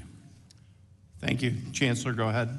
Thank you. I was going to mention one of the great joys of being the Chancellor of CUNY is that we provide about 1/3 of the new teachers that go to the public schools in New York every year. We have a partnership in a pilot with the UAA Federation of a training for all our students who are going to go to teach in managing difficult conversations in anti-hate and anti-Semitism, so that the teachers that are going to the New York City public schools are better equipped to be handling some of these issues. So we are deeply engaged in this work, and it's our commitment that we continue to do so. Thank you, Chancellor. Thank you, Mr. Chair. Gentleman's time has expired, and I recognize the Vice Chairman of this committee, the gentleman from Utah, Mr. Owens. Thank you so much, Mr. Chairman. I would say that, start off, that little outburst we saw a minute ago is exactly why we're having these hearings. The genesis of this anti-Semitism, this hatred that we're seeing across our country is coming from our universities. They come there with their tails wagging, ready to go out and build their dreams. They leave hating our country, hating each other, and anti-Semitism is flourishing because of it. This has been going on way too long, and we're going to have as many hearings as we have to dig this cancer out of our system. Our kids need to be leaving here knowing how to talk to each other, respect each other, and not having that kind of stuff we just had a minute ago. By the way, I don't doubt we might have some more before this is all over with. That's how they think they can get their message through. We're going to have as many oversight meetings we have to eradicate this evil of discrimination that we see on our college campuses. We have a dual mission here with this committee, to be the voice of Jewish students who pay good money, $70,000 per year, to be harassed, to be hated, and to be disrespected. The message very simply to college leaders is very simply this: either eradicate this cancer or there will be consequences. This is coming from top down, not bottom up. We're gonna make sure we change that. There's been a lot of debate over what constitutes anti-Semitism. I just want to ask real quickly for the leaders here, the college leaders, yes or no? In denying the Jewish people their rights to self-determination, is that anti-Semitism, yes or no? Start off with. Yes. Yes. Is celebrating violence against Jews with phrases like globalized empata, anti-Semitism, yes or no? As a threat, absolutely, Congressman. And any call to violence against Jewish members of our community is anti-Semitic and against our policies. If it's an incitement to violence, yes, it is. And I agree with your comments. Unfortunately, it's been so normalized, nobody seems to be held accountable for it when this stuff happens, by the way. Just want to make that point. Dr. Groves, are you familiar with Hamad El-Kurd, right? No, I don't know that name. Mohammed El-Kurd? No. Okay, he's an activist that has been spending a lot of time on your campus. He says Israelis harvest organs of the martyred and they have an unquenchable thirst for Palestinian blood. He's also said that the Jewish people control the media and wish that every single Zionist to perish. Would this be considered anti-Semitism? Absolutely, Congressman. He's also stated that Hamas had good political reasons for taking hostages and captives and were well treated. Now, this is after 250 innocent men and women and children were taken hostages, women raped, and children killed by Hamas. Would you consider good political reasons as agreement with what he just said about Hamas? No, I find that abhorrent. Okay, would you agree that that's pure evil for what they did and for those who support what they did? We abhorred that attack and made the first statement on Okay, October 8th. Can you agree? Can you agree with me that this is pure Absolutely. evil? Yes. Okay. This same person, back in Georgetown, October 23rd, the same month of the massacre, El-Kurd described Hamas as the liberation movement and that the October 7th attack was a resistance tactic after 1,200 people have been massacred. Any idea how many times Georgetown students and faculty have invited Mohammed El-Kurd to speak in the last 3 years at Georgetown? I'm not aware of how many times. No. 4 times. 4 times. The last one was February 16th of this year. In partnership, Georgetown University, in partnership with the Georgetown faculty and staff for justice in Palestine, invited him to pump his books, to launch his book tour. You and I came through the same era, the 50s and 60s, Dr. Crow. So I would imagine, I know how you're going to answer this, I think. Would you allow a member of the KKK who wished the deaths of Black Americans to speak at Georgetown? No, but we endeavor to have speakers from many different sides. to So, give our students so KKK member in today's environment, you would invite, you'll give him. No, I don't think we would. We do want to have This our is very students specific. exposed to This is the- very, yeah, this is a hate. You remember what the KKK used to do to black people, right? Yes. Okay. So would you give them the platform to do that? No, I don't believe so. Okay. Well, to that point, if Georgetown would prevent white KKK bigots on the campus, why would the university would disallow it? Why would the university allow by faculty or students to invite Palestinian anti-Semitic bigots? Because that's what this guy is. I'm about to run out of time. I just want to say this. You have. Your time has expired. Yes. Okay. It's time to get this together, and I'm glad. Thank you, for Chairman, for doing what we're doing right now. Appreciate it. I thank the gentleman. I now recognize the gentlelady from Pennsylvania, Ms. Lee. Thank you, Mr. Chairman. Like others, I've expressed my concern that despite 9 hearings on anti-Semitism since I've joined Congress, that we've yet to have a single hearing on any of the other very pervasive forms of hatred that is rising in our country right now. Anti-Blackness, of course, which remains foundational, anti-Muslim hate, which is approaching levels unseen since 9/11. We can't pretend that these are not pressing when a member of this committee who is black and Muslim is being called a terrorist by another member of this committee. Still, I was encouraged that today's hearing was planning to focus on the underlying causes of anti-Semitism and hate, something the previous 8 have, quite frankly, failed to do in earnest, because we do need to address the underlying factors if college students and any of us ever hope to live in a peaceful and a safe society. Instead, it was made immediately clear, unsurprisingly, that this is yet another hearing to demonize Muslims and their religion, to demonize Palestinians, including those in Gaza who have undeniably faced unspeakable harms, a humanitarian crisis, and human rights crisis, and particularly the young students, activists, and faculty who are determined to stand up against human rights violations. This is predictably another public opportunity for Republicans to pit Jewish Americans against Muslim Americans, Muslim against Christian, black against white, to reinforce the actual underlying factors of hate, which are real systemic harms of white supremacy, and its reinforcement at its highest levels of government. One glaring example is the administration's selective misinterpretation of the weaponization of the civil rights laws. Mr. Nosanchuk, in your testimony, you discussed how the Trump administration is imposing draconian penalties that are completely divorced from supporting Jewish students or addressing anti-Semitism. Briefly, how is this administration's assessment of civil rights violations undermining meaningful oversight of campus safety efforts that would support students? Thank you for the question, Congresswoman. As I said in my testimony, there is a proven way to address civil rights violations. Congress, this body, charged the Office of Civil Rights with enforcing Title VI of the Civil Rights Act and ensuring that all students have an opportunity to access their education free from discrimination. So when we would conduct an investigation and reach a resolution agreement, it would result in a whole series of steps, that many of which my fellow panelists here have discussed, to address the anti-Semitism that has occurred and to change the campus climate so that anti-Semitism doesn't exist.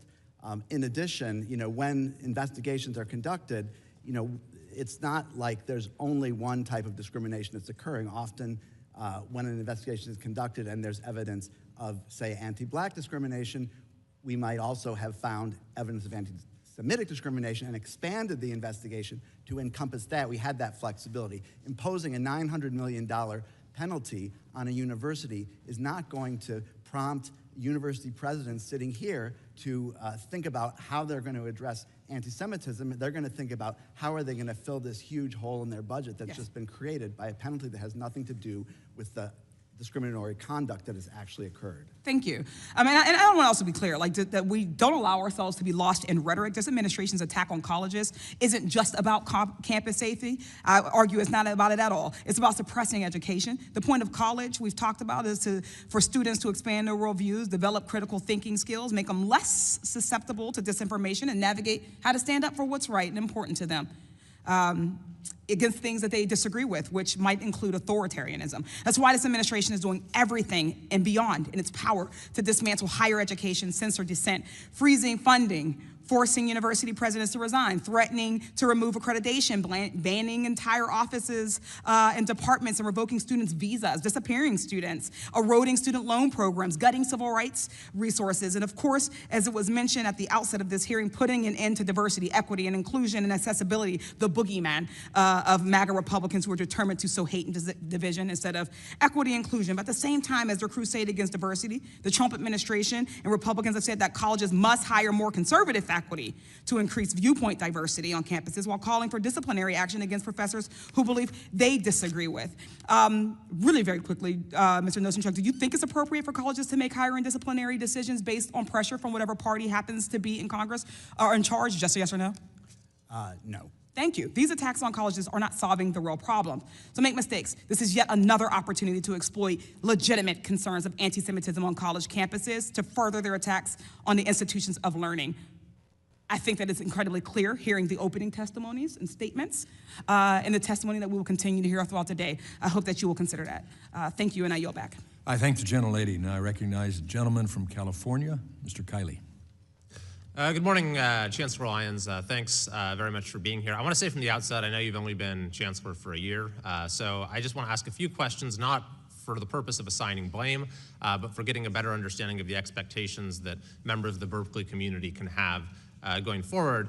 And I also want to say at the outset that while I think Berkeley's reputation as being kind of a cartoonishly leftist institution is well earned in some ways, in other ways it is an enormously important institution for our country that does tremendously beneficial research, continues to do so, and provides tremendous opportunities to students across all of its campuses. So I want that to be acknowledged as an important part of the story as well. But let's just start with a simple question. Why do you believe anti-Semitism is so pervasive at Berkeley? Anti-Semitism is pervasive in the world. It's pervasive in this nation, in society. I think our universities are reflections of our societies, especially a large public university. But I think we'd agree that universities have been where the problem is probably most visible, and institutions like Berkeley, among a handful of others, have been the worst offenders in a sense. Why do you think that is? Well, have they been where it's most visible? I think, I'm not sure that it's where they're most present, but I think part of what we do see in universities is there is a freedom to express one's views, even if there's some learning that needs to happen through that process. And I think that's a healthy part of what universities do. So students do express their views. You know, if 200 students express their views on our main plaza called Sproul Plaza, that's 1/5 of 1%. I guess why does it exist at all? I mean, we're talking about not something like littering on campus. You know, this is the world's most retrograde prejudice. It's the prejudice at the heart of the worst crime in human history. Why does this exist at all on your campus? Have you thought about that? What the explanation might be? Well, I think we have to come back to anyone's use of the word anti-Semitism. I mean, if somebody is expressing pro-Palestinian beliefs, that's not necessarily anti-Semitic. But you've acknowledged that there is an anti-Semitism problem that predates October 7th, and there's been a disturbing rise. So I'm asking why. Why do you think that is? I did agree to that. I believe that part of it has to do with geopolitical events and a war in Gaza. Okay, I mean, I'm not sure that's a full explanation, but I do want to move on to a couple other topics. So there were some incidents that were deeply disturbing on your campus, such as a checkpoint at Sather Gate, where Jewish students, their movement was impeded. Would you agree, and I'm not asking you to comment on individual cases, but that going forward, a student or faculty member who physically obstructs the movement of someone on the basis of their race, ethnicity, nationality, religion, that is just an automatically expellable or fireable offense? Going forward, we have a very clear no tolerance rule for blocking Say Their Gate for any reason, and I will enforce it, and we have enforced it. I mentioned that in an earlier comment. But if someone does this specifically against a Jewish student or for someone, any other form of identity, I mean, what should the expectation be for what that student's or faculty member's punishment will be? I think there are some things, if someone's convicted of murder, you'd say automatically expellable offense, I'm sure, right? So what's the punishment here? Well, it's an important question. As we in most universities implemented more sharply defined time, place, and manner rules, we also have to think about how are we going to enforce those rules, usually with some kind of what we call tiered response. So the question is this a first offense? Is it a 20th offense? Was it, how extreme was it? So I mean, I've given you a very specific example, though. I don't know if it matters to me whether that's the first or 20th offense. If you're physically stopping someone from getting onto their campus because of who they are, that person should be expelled, shouldn't they? Well, part of it is, were they physically restricting people that were from a different identity group at the same time? There's just a lot of context and facts before somebody could say we need to jump to the point where somebody's getting expelled, and we investigate those. We're very rigorous about our investigations. Yeah, what about the encampment? So we know that your predecessor reached a deal with the encampment organizers, and part of which was to endow this department that's now headed by the wannabe terrorist Magdisi. Would you agree going forward that it's not appropriate to make policy changes in response to demands made by those who are in the process of violating campus rules? I can't second guess my predecessor. The facts and circumstances under which she was leading us at the time, really, I was not in the role as you've pointed out. Going forward, I can speak to that, and that's why you invited me here. And going forward, we, for example, there are certain things that we talk to students about all the time. They make demands. Let's leave ourselves beyond the anti-Semitism question. Is like, do we discuss improving the campus with students? The gentleman's time has expired. You need to. I'm sorry, we have to My time has move on. expired. I think that the issue with the encampment was that it clearly violated campus policies, but that was rewarded by the then Chancellor by acceding to their demands. And I would hope that that is not going to be the approach taken by Berkeley going forward. I thank the gentleman, and I recognize the gentlelady from Arizona, Ms. Ansari.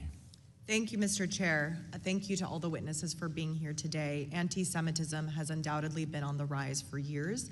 As we all know, although Jews constitute only 2% of the U.S. population, anti-Semitic attacks account for 15% of all hate crimes and almost 70% of all religion-based hate crimes in the country.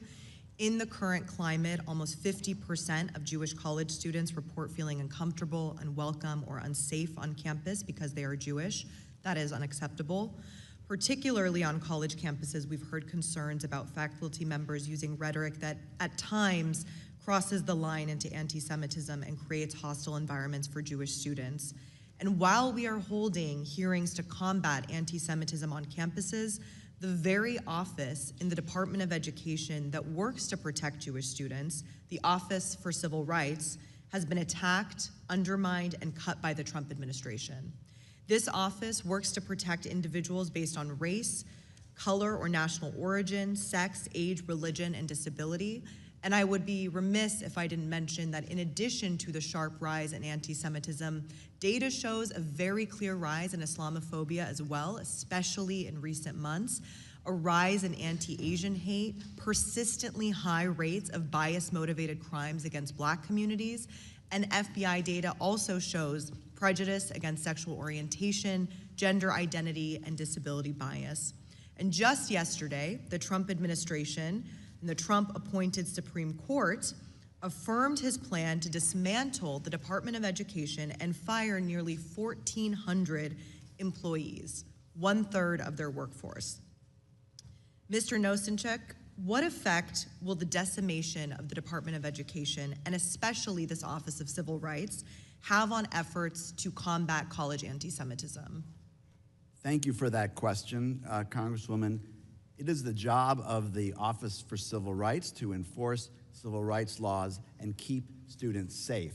If there aren't the investigators and the resources to do the job, who is going to be going on to these campuses in response to complaints when instances of anti-discrimination occur to protect these students. I'm trying to think of another instance where there's a policy preference that says we need to prioritize this particular policy objective, and now we're going to gut the office charged with the responsibility to do the work. And since mass layoffs earlier this year, has the pace of investigation and resolution become faster or slower? My understanding is it's become slower, and that one approach that's been taken is just to dismiss wholesale a whole host of complaints, some unprecedented number within a 3-month period. So on that note, if you could clarify, do you know how many civil rights cases have been dismissed by the Trump administration and how that may compare to prior administrations? Well, I do know that there was this about 3,400 that were dismissed within a 3-month period from March through June, as that outpaced any rate of dismissal before. The way in which OCR operated when I worked there is every complaint that was filed that stated claim that which was within the jurisdiction of OCR was opened for investigation. Doesn't mean that it necessarily resulted in a resolution agreement, but it was opened for investigation because the belief was that every student who has a complaint needs to be heard and their complaint examined to determine whether there has been discrimination that rises to the level of harassment or hostile environment under Title VI, and what the university that is accountable for protecting that student's civil rights is doing about it. Thank you so much. This year, in addition, the Trump administration shuttered 7 out of 12 civil rights enforcement offices, including the offices in New York City and San Francisco, 2 of the regions that are obviously represented on this panel today. Those offices were in the middle of handling over 6,000 cases. Mr. Nosanchuk, what role did these offices play in combating anti-Semitism under your tenure at the Office of Civil Rights?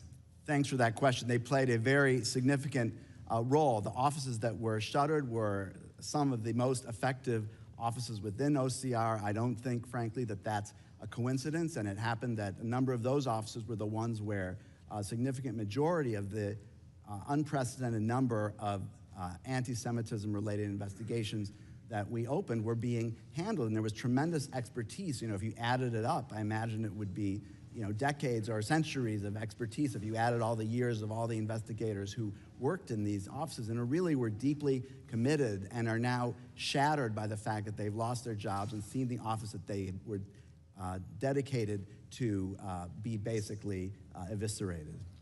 Thank you. This administration has been weaponizing the rise of anti-Semitism in their war against higher education. If they were serious about protecting Jewish students and educators, they would be providing more funding and more staff for the Office of Civil Rights. Thank you. Thank the gentlelady. Her time has expired, and I recognize the gentleman from Missouri, Mr. Onder. Thank you, Mr. Chairman, and thanks to all the witnesses for being here today. Chancellor Lyons, the UAW represents 48,000 academic workers in the University of California system. How many on the Berkeley campus? Are you aware? I don't have that. Yes, it does, number. right. Here. Well, the UAW has endorsed encampments that feature imagery supporting terrorism, has led student sessions on how to agitate on campus. Union leaders have even come to campus participating in anti-Semitic chants.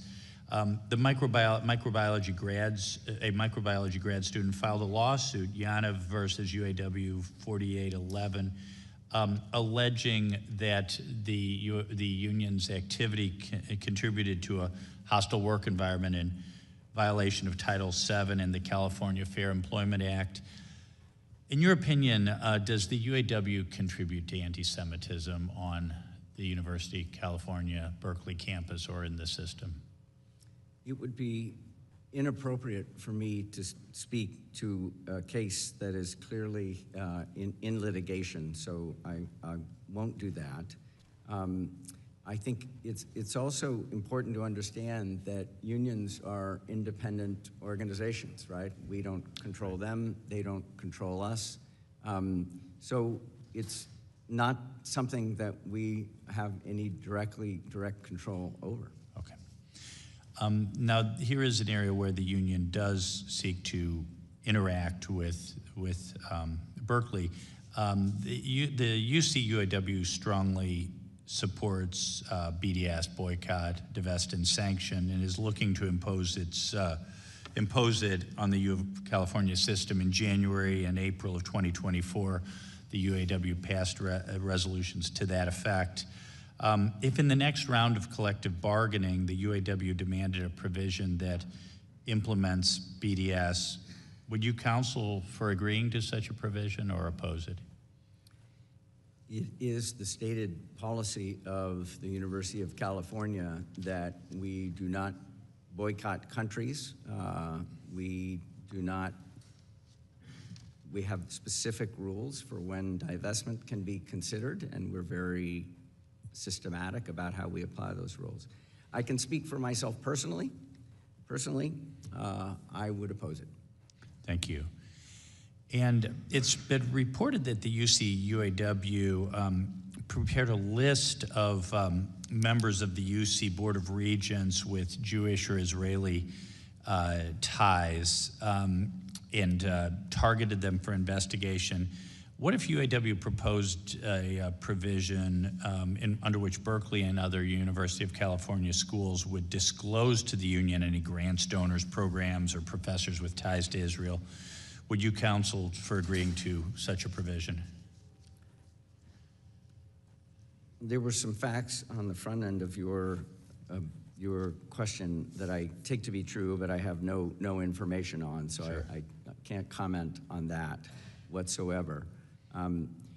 If they were asking for, in general, we do not provide information to the public or to outside entities like unions, and if it's publicly available, then it's publicly available, they can find it. So in general, we would not provide that kind of information unless there's some legal reason why we needed to. Thank you, thank you. Mr. Groves, so Georgetown has a number of foreign campuses, Jakarta, Florence, London.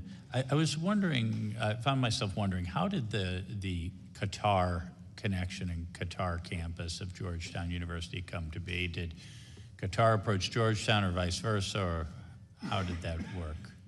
This happened way before my time, so it's only through oral history that I know the answer. How long has it been? 2005, so it's been 20 years ago. Okay.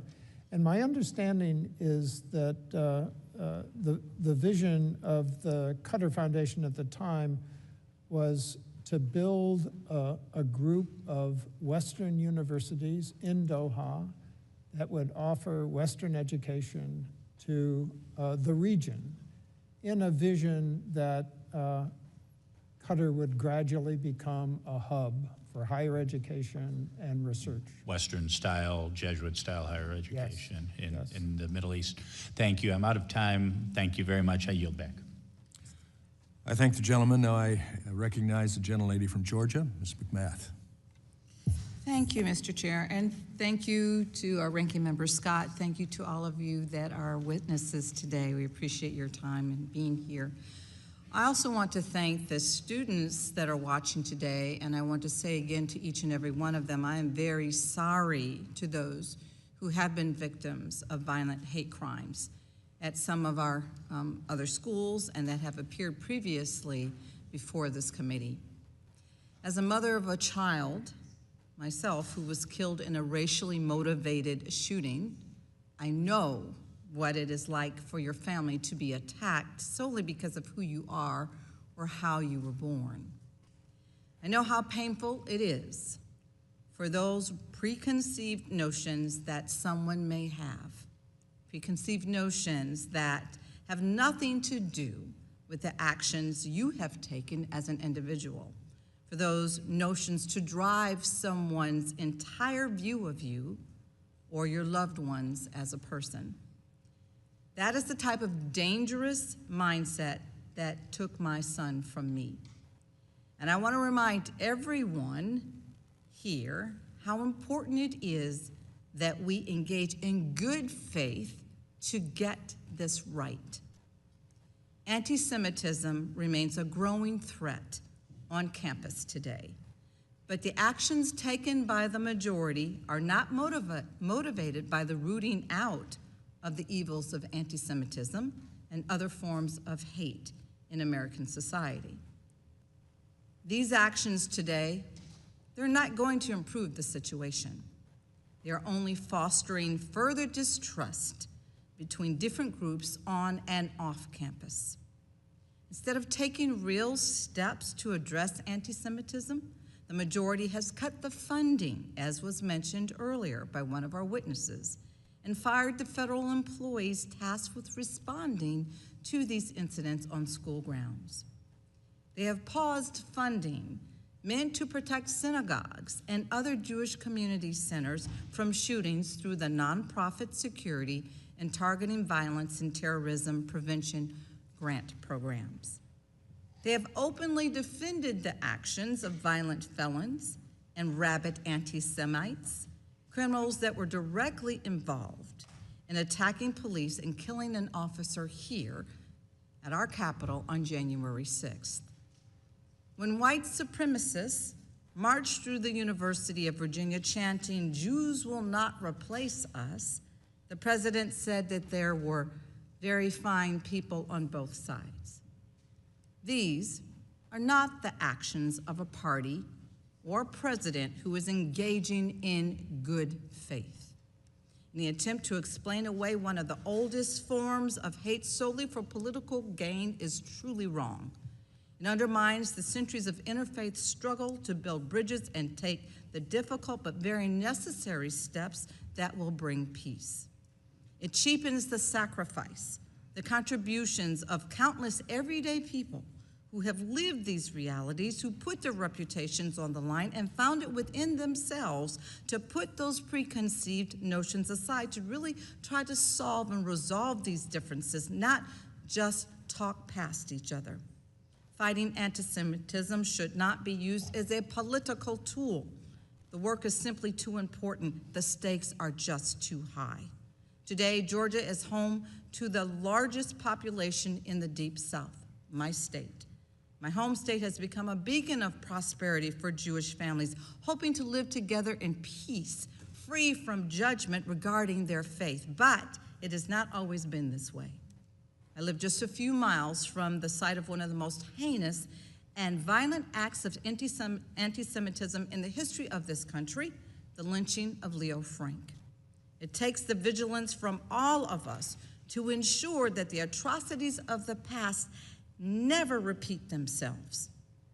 I ask the American people and all those who care about religious freedom in this country, all those who want this country to live up to the promise that all of us were created equal, please compare what they hear from my Republican colleagues during these hearings to the actions that they take when the cameras aren't rolling. And I yield. Thank the gentlelady. Now I recognize the gentleman from Pennsylvania, Mr. McKenzie. Thank you, Mr. Chairman, and I appreciate the fact that we're continuing our hearings about anti-Semitism in higher education because it continues to be a persistent problem that we see far too often. My first question is for Dr. Lyons. This is the Education and Workforce Committee. We just heard from the last questioner on our side of the aisle about the relationship with the union UAW Local 4811 at the UC system and how they have been engaging in explicitly political activity, demanding divestment from Israel, and you've said that you don't support that. So what guardrails is the university going to put in place to make sure that collective bargaining is not used to push foreign policy demands? I'm not an expert in collective bargaining, but demands can be made. The other side of any negotiation is free to make demands. I think the position of the University of California has been clear and will continue to be clear. The gentleman will suspend.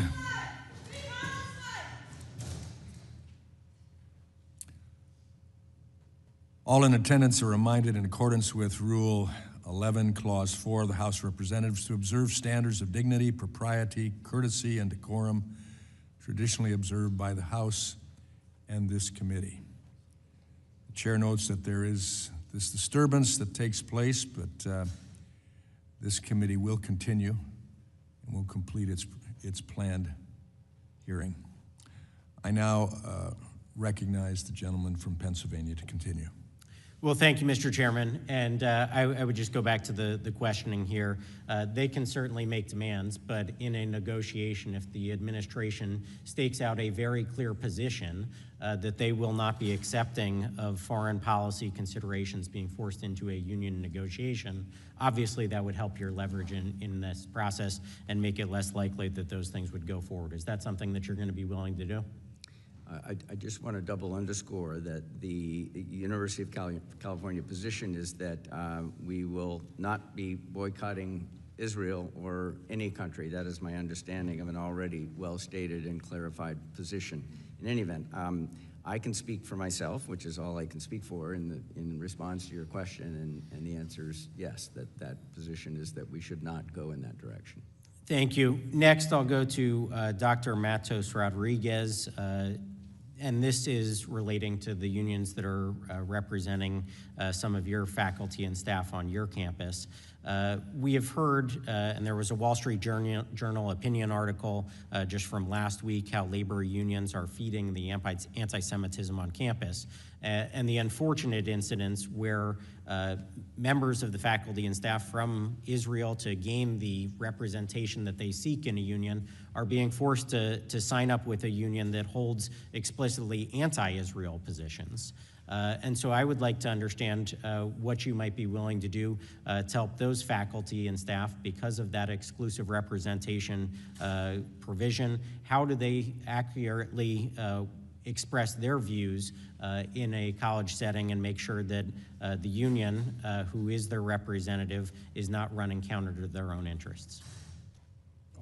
Thank you for your question. Our first responsibility is to make sure that in our campuses, the freedom to express your opinion is preserved, and individuals might have different perspectives as the ones that you commented in your question need to be. Suspend. Time of.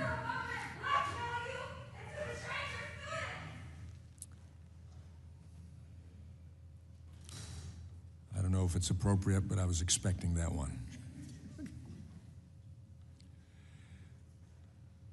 I now recognize the gentleman to continue his questioning.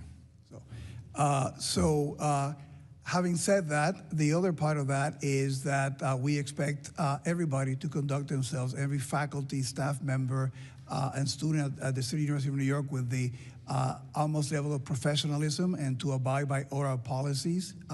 So our role is to make sure that we make those policies clear, that we make everybody understand that they have to abide by them, and if anybody breaks them, that we investigate and take the appropriate action. So that would be our role in making sure that the policies against any kind of discrimination, against any kind of harassment are not tolerated.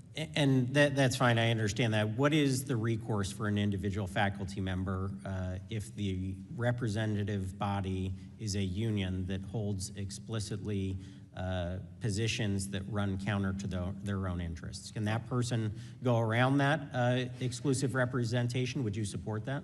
Those individuals have their resources available to them privately. What we can do is make sure that the voice of the City University of New York, as I mentioned to you, no tolerance of anti-Semitism, North Star of safety, that everybody in the university understands that and is safe to be able to. So would you negotiate a contract with an individual not in the union?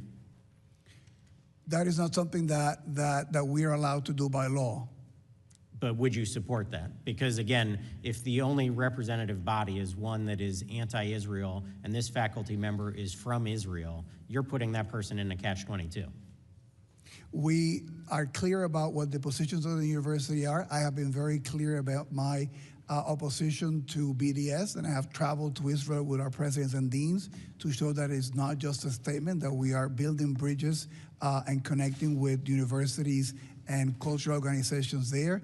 Our role is to make sure that we put together what the vision of the university is, and in labor has, they're independent, so that they don't speak for the Gentleman's university. time has expired. I now recognize the gentleman from Florida, Mr. Fine.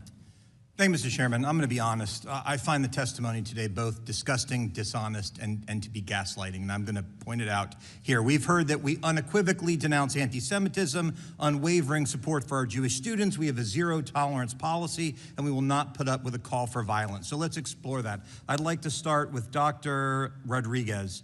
Emmanuel Ness, the chair of your political science department, said he supports, quote, resistance by any means necessary, which includes violence. How can you say those statements that you support your Jewish students? Shut up and get out of here. Gentleman will suspend. Gentleman will suspend. Get out of here, you loser. Come on.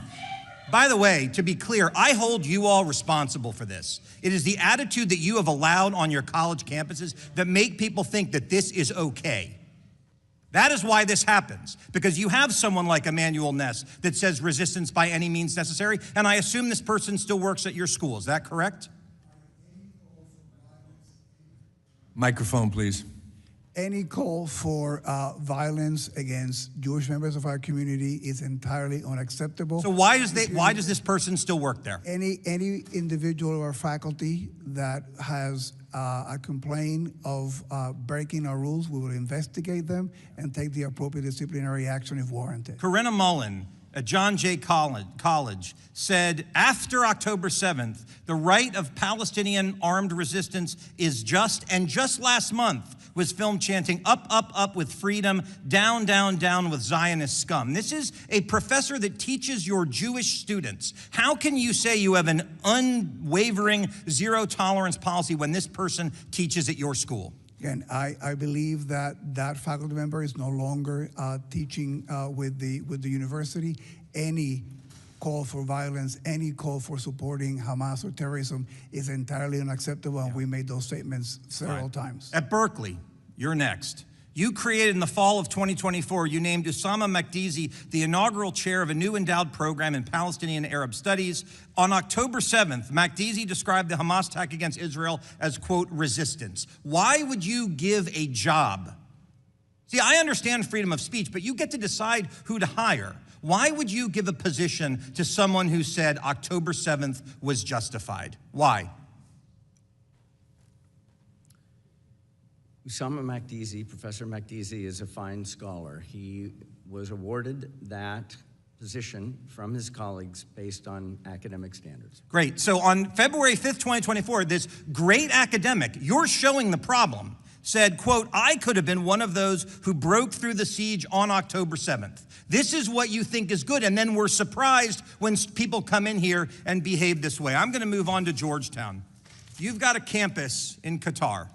I note when my colleague, Vice Chair Owen, said, what would happen with a KKK student on campus? You said, yes, but. That's the problem with all of this. We believe that we should deal with racism, and we should, and I did a lot in the Florida legislature to do with that, but there should not be a but after it when it comes to anti-Semites. So at your school in Qatar, you had a October 24th, 2023, an event titled Decolonization is Not Just a Theory. It was an exhibition of armed resistance in Africa in solidarity with Palestine. What does decolonization is not just a theory mean to you, and what does it mean to Georgetown?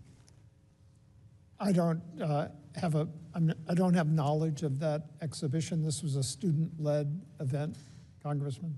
All right, so I have 90 seconds left, and I'm going to end with this. I have a 17-year-old who will be applying to school next year. He's in Washington interning right now. And how in good conscience could you tell my son, who is Jewish, who's the reason I wear this kippah, how could you tell my son in good conscience that he would be safe at any of your schools? I'll give each of you, 20 seconds to try to answer that question. I would deeply hope he would feel safe, and there's a reason for this at Georgetown. If Jewish students don't feel safe, if they have fear, if it's not just hurtful to them, it destroys our mission of interfaith dialogue. They don't feel safe right now. Your turn. I have spoken to many students. We have recruited actively in the Jewish community at CUNY. I've actually began a program of extending a program that we have of recruiting in the high schools to the yeshivas, which is College Now. And again, we have listened. I have met with the students, gone to Hillel, listened to their concerns, and I've told them that we need to do better. We have made the changes, and we're showing the results.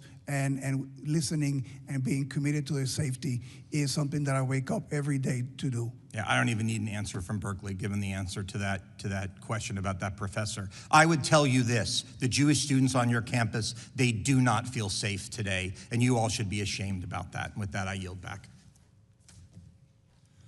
I thank the gentleman, and I recognize the gentleman from Wisconsin, Mr. Grothman. Thank you. First of all, just a quick general statement. This has been talked about, the third or fourth, fifth, whatever, committee hearing dealing with anti-Semitism on American campuses, the fact that in many campuses the Jewish students don't feel safe because of what's going on or not being done on the part of the administration.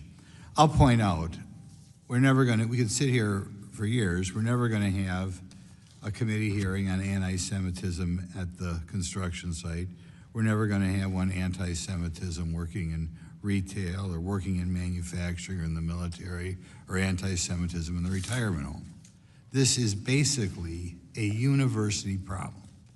And I think it became a problem because we have such a slanted overall view of the world in the university compared to the country as a whole. You know, in an ideal world, I think you'd say that the university faculty represents a cross-section of the country. But we all know that's not true. If we talk to university professors, they'll tell you I was the only person out of 20 people here who voted for President Trump in my department or whatever. And, you know, not every state keeps track of, you know, which party you register in.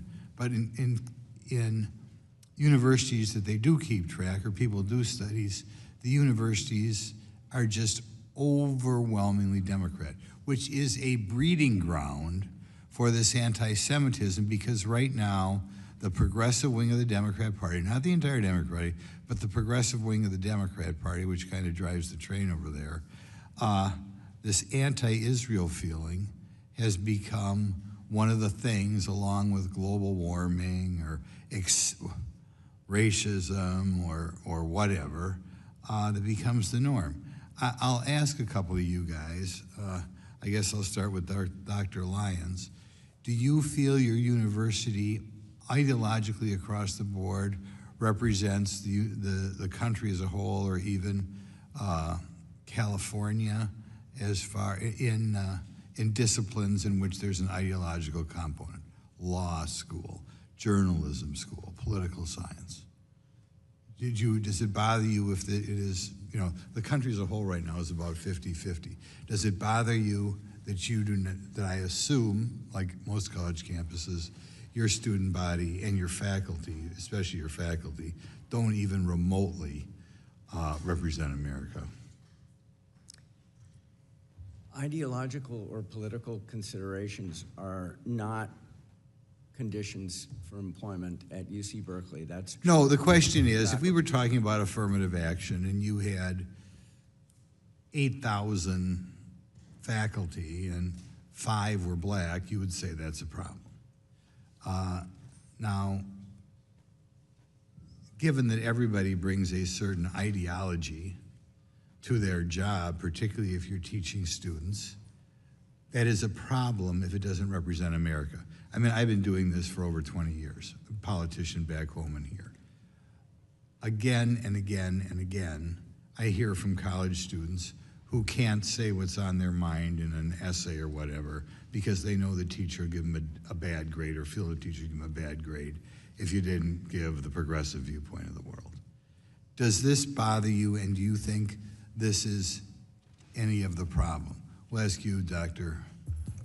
Well, your statement about getting a bad grade because of does it bother you? Does it bother you that you're? Does it bother you that you're your faculty does not remotely represent America. It is disproportionately not only Democrat, but progressive Democrat, which is where this idea that anti-Israel is the thing to be come from. That's where it comes from, the progressive left, and way disproportionately, your faculty also comes from the progressive left. That's why these people get away with this and think it's normal.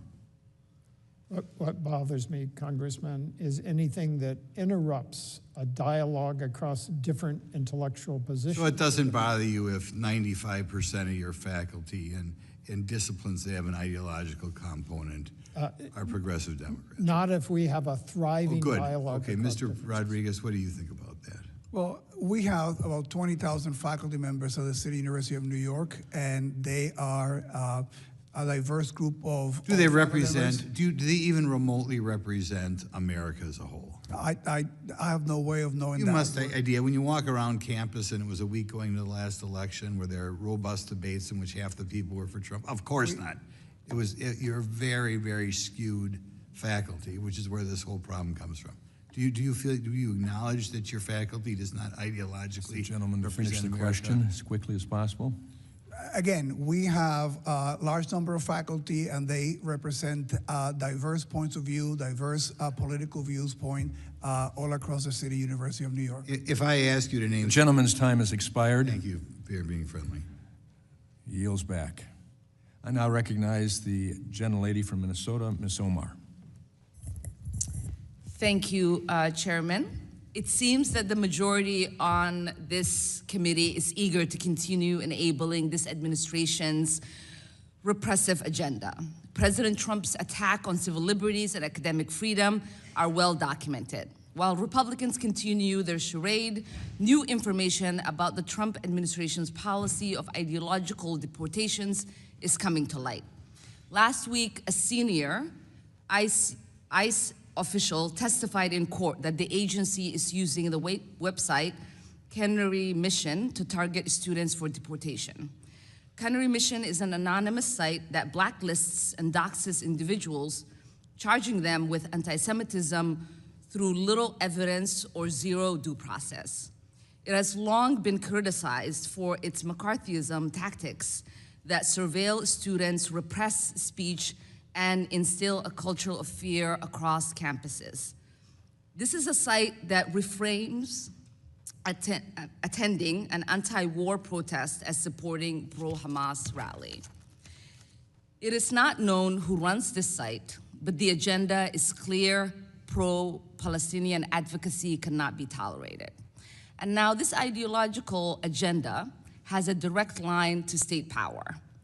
Let's recall the high-profile case of student Romeza Ozturk, who was illegally detained by ICE and held for 6 weeks after writing an op-ed in support of Palestine.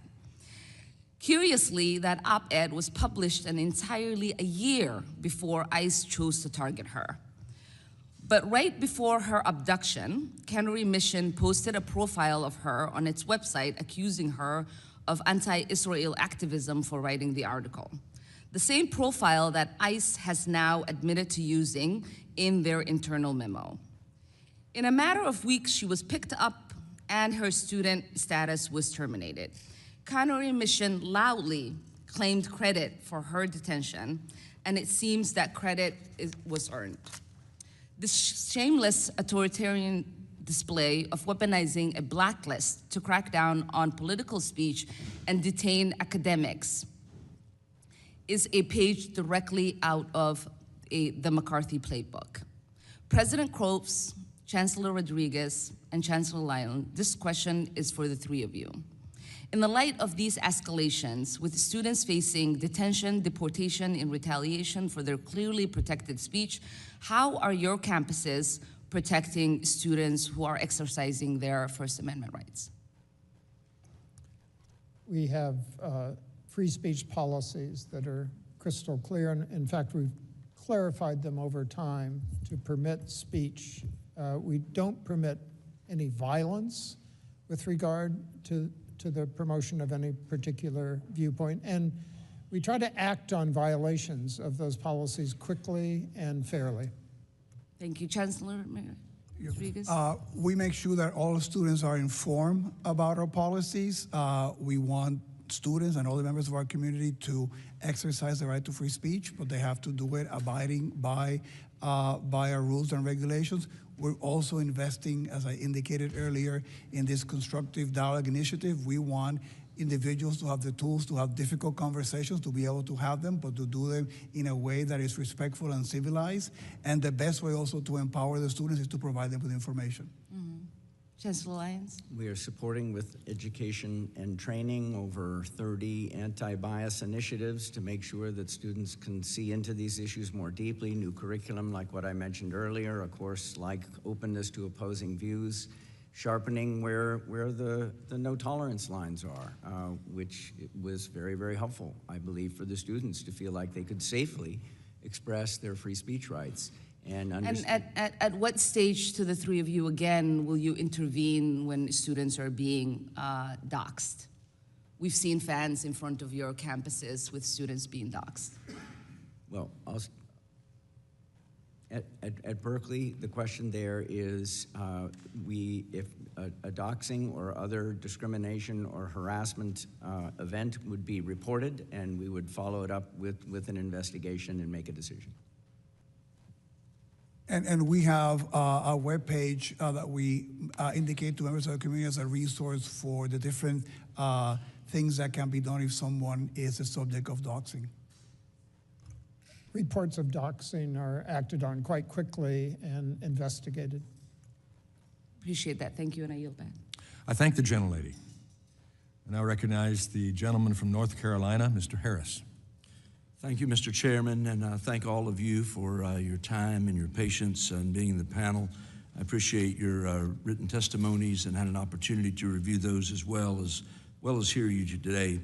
Dr. Groves, in your testimony, you said, and I quote, "As a Jesuit university, we believe that working with someone with conflicting views to yours does not imply that you've been captured by their beliefs," end quote.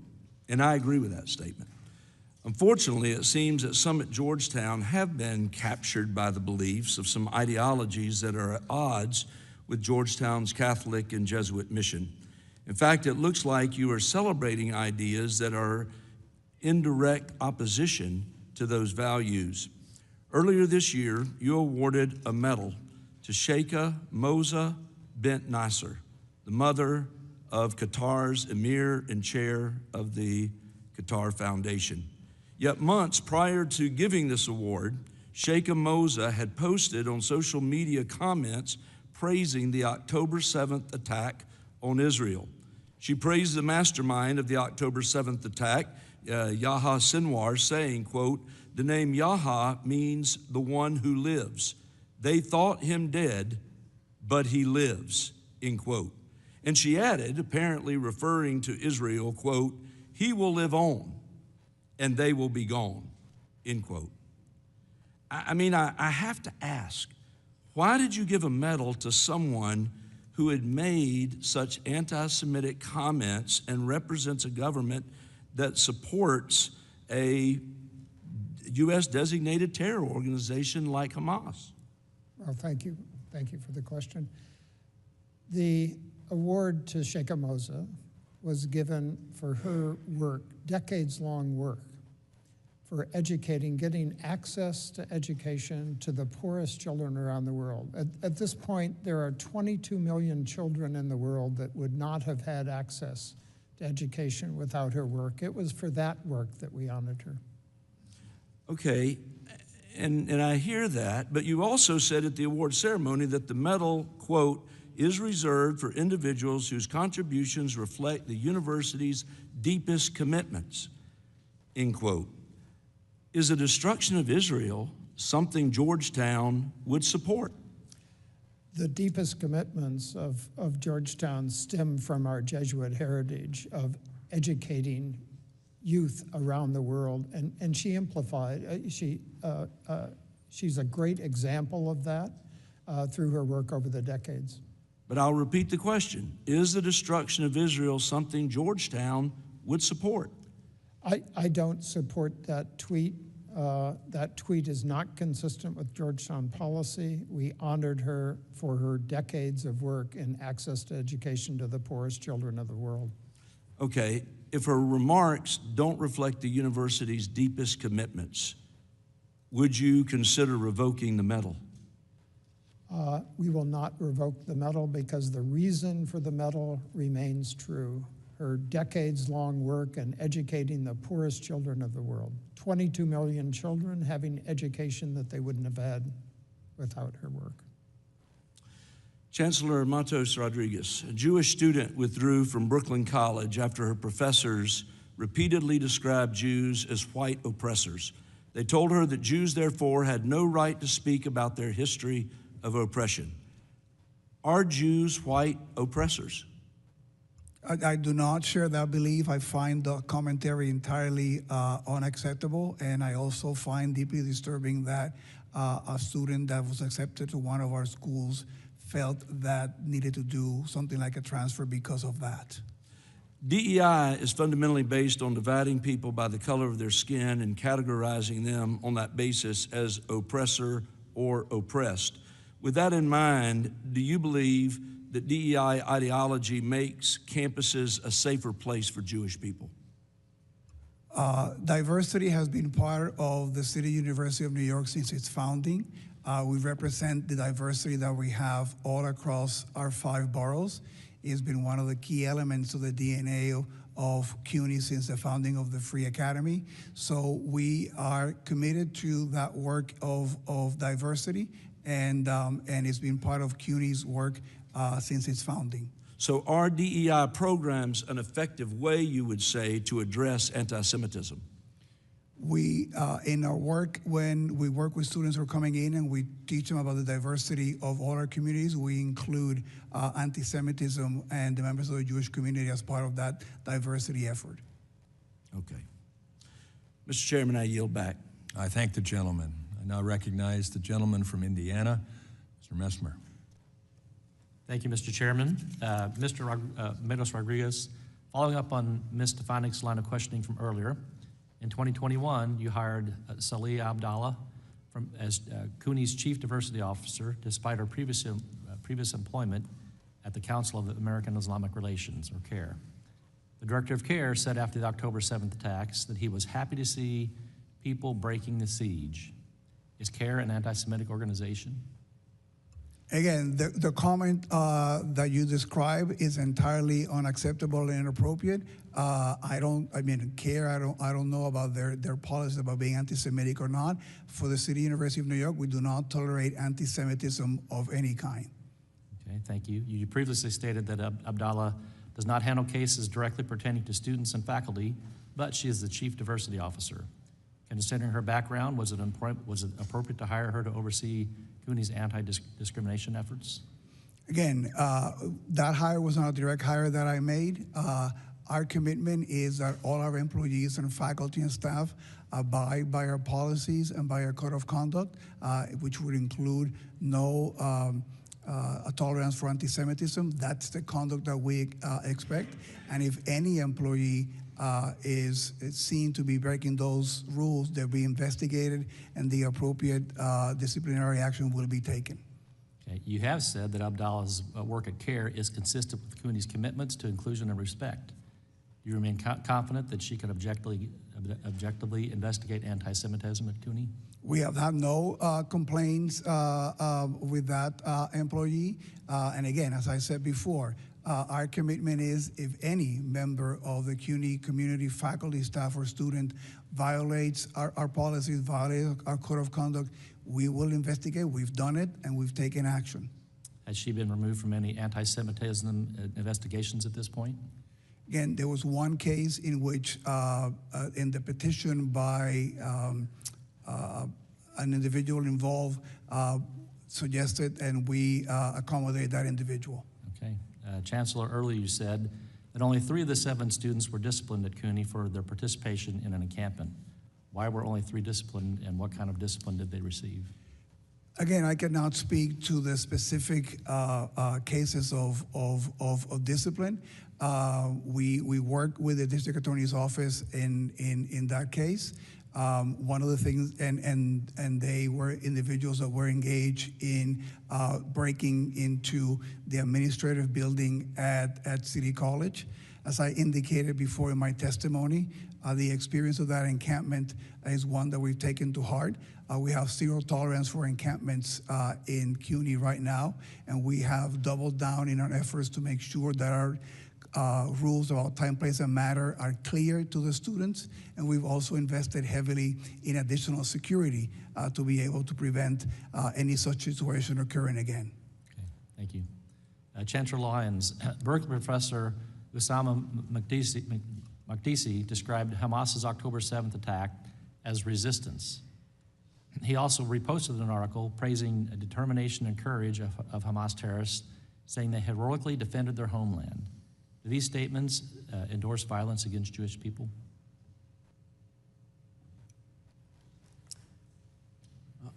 I cannot speak to the specific elements of that. Different people have different views on that.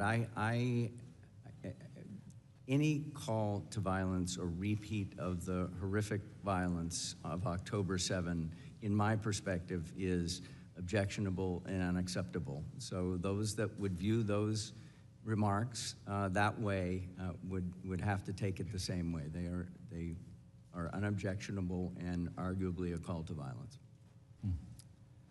About a year after the October 7th attack, Berkeley rewarded him by naming him the inaugural chair of a new Palestinian studies program. This is one of the demands of the UC Berkeley's violent anti-Semitic encampment in April of 2024. Berkeley contributed $500,000 to this new program. I know you were not chancellor then when it was stood up, but in your view, was this decision to appease anti-Semitic violent student demonstrators wrong or right? I can't speak to the context. I don't have the facts or the circumstances upon the making of that investment in that program. I will also say that a very similar investment was made in our Jewish studies program at the same time. Okay, thank you. I yield back the rest of my time. I thank the gentleman. I recognize the gentleman from Washington, Mr. Baumgartner.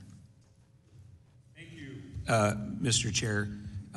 Well, it very much pains me what has happened to higher education in America and its current status. I'm the son of a university professor.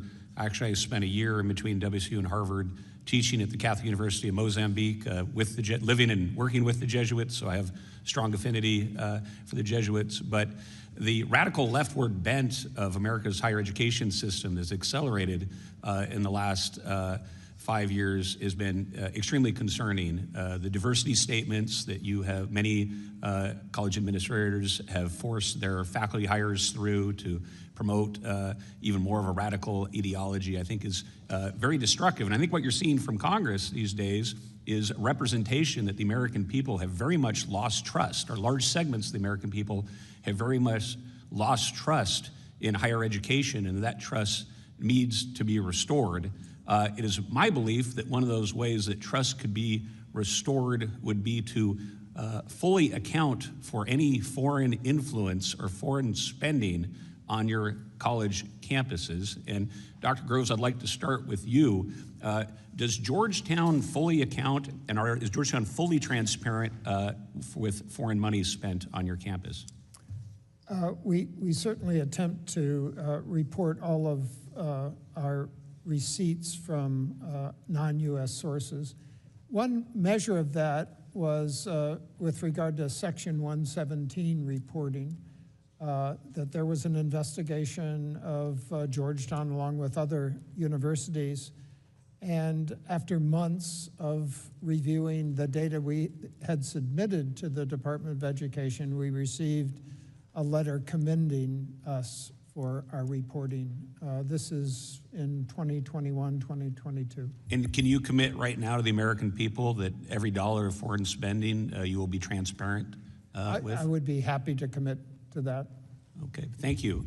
Dr. Lyons, could you talk to us about foreign spending on the University of Berkeley's campus? Do you think the American people have the right to know if foreign dollars are being spent on your campus?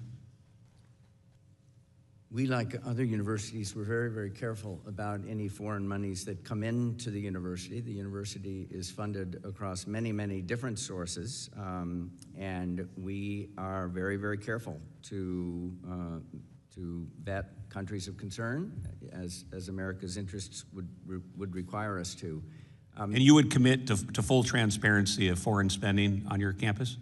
Well, as a public university, I am not ready to commit to that on the fly. There are different donors to the university who request anonymity. Well, what do you think that says to the American people when you want to hide foreign influence on your college campus? Do you think that restores trust?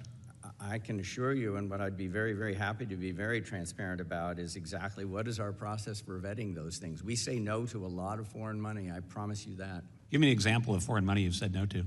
I'm not in a position to provide that information, but I'm very happy to be fully transparent. But you could understand at a time when large segments of the American population has seen university campuses go ever farther left-wing and more radical, and there's a deep concern about foreign influence on college campuses, lack of ability for Americans, high school graduates to be able to get spots on college campuses. You could understand why it would be concerning to have a university president come before Congress and say, we don't want to be fully transparent about foreign influence.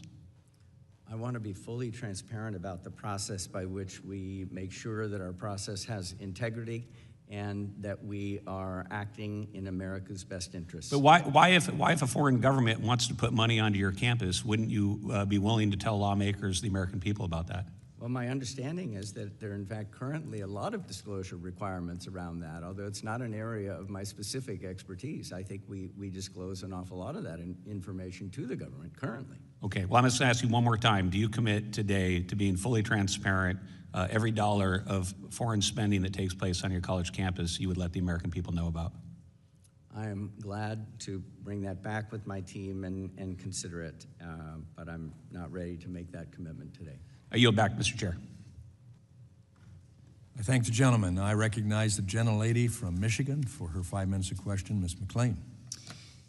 Thank you, and thank you all for being here today. Thank you, Mr. Chairman, for holding this hearing. I want to start with you, Dr. Lyons.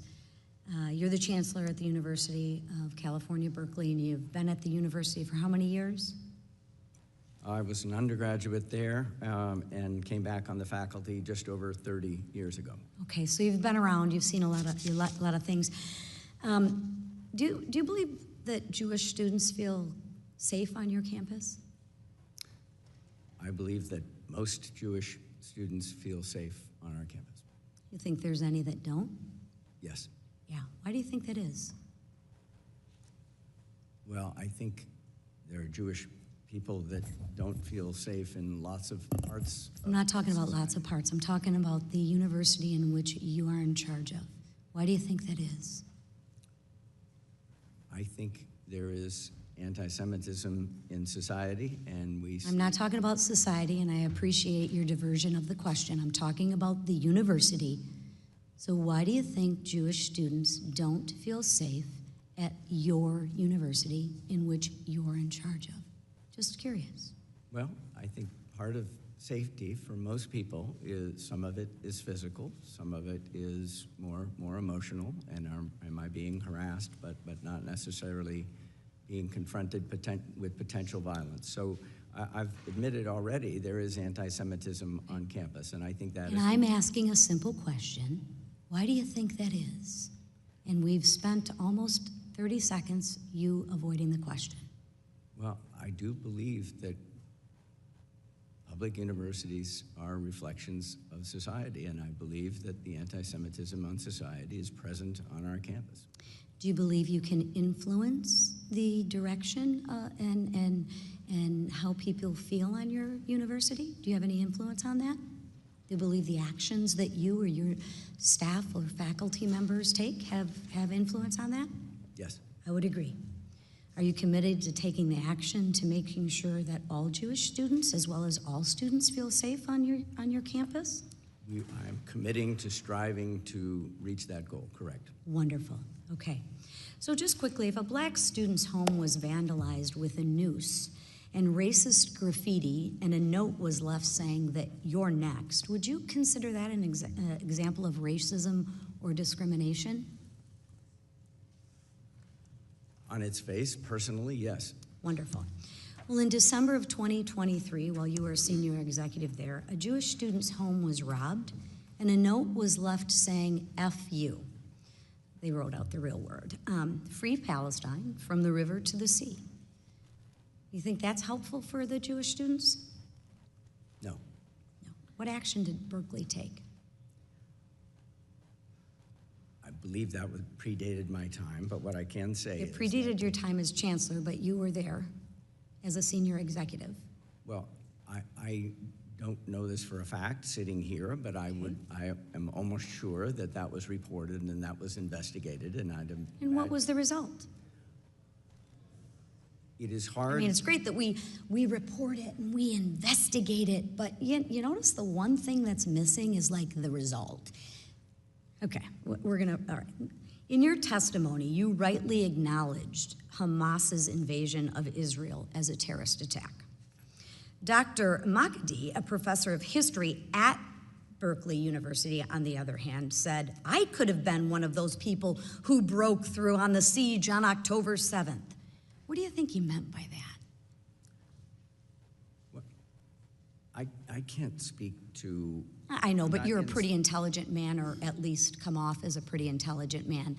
What do you think he meant by that? I'm not. Put yourself in a Jewish student's, Look, I think I want to separate the phrase from the person. If I heard some other person. We can't separate the phrase from the person because of this professor who works at the university in which you are in charge of. So as much as we want to separate it and dance around it, let's not, because the person that works at your university said this. So I would like to know, because you're so educated, and you are, and you tout yourself at that, and you've earned that, what do you think the professor meant? Hello? I believe it was a celebration of the terrorist attack on October 7th. Right. Do you think, did you have any conversations with this professor? I've had conversations with this professor, yes. Yeah, and what was his response? And what were the conversations?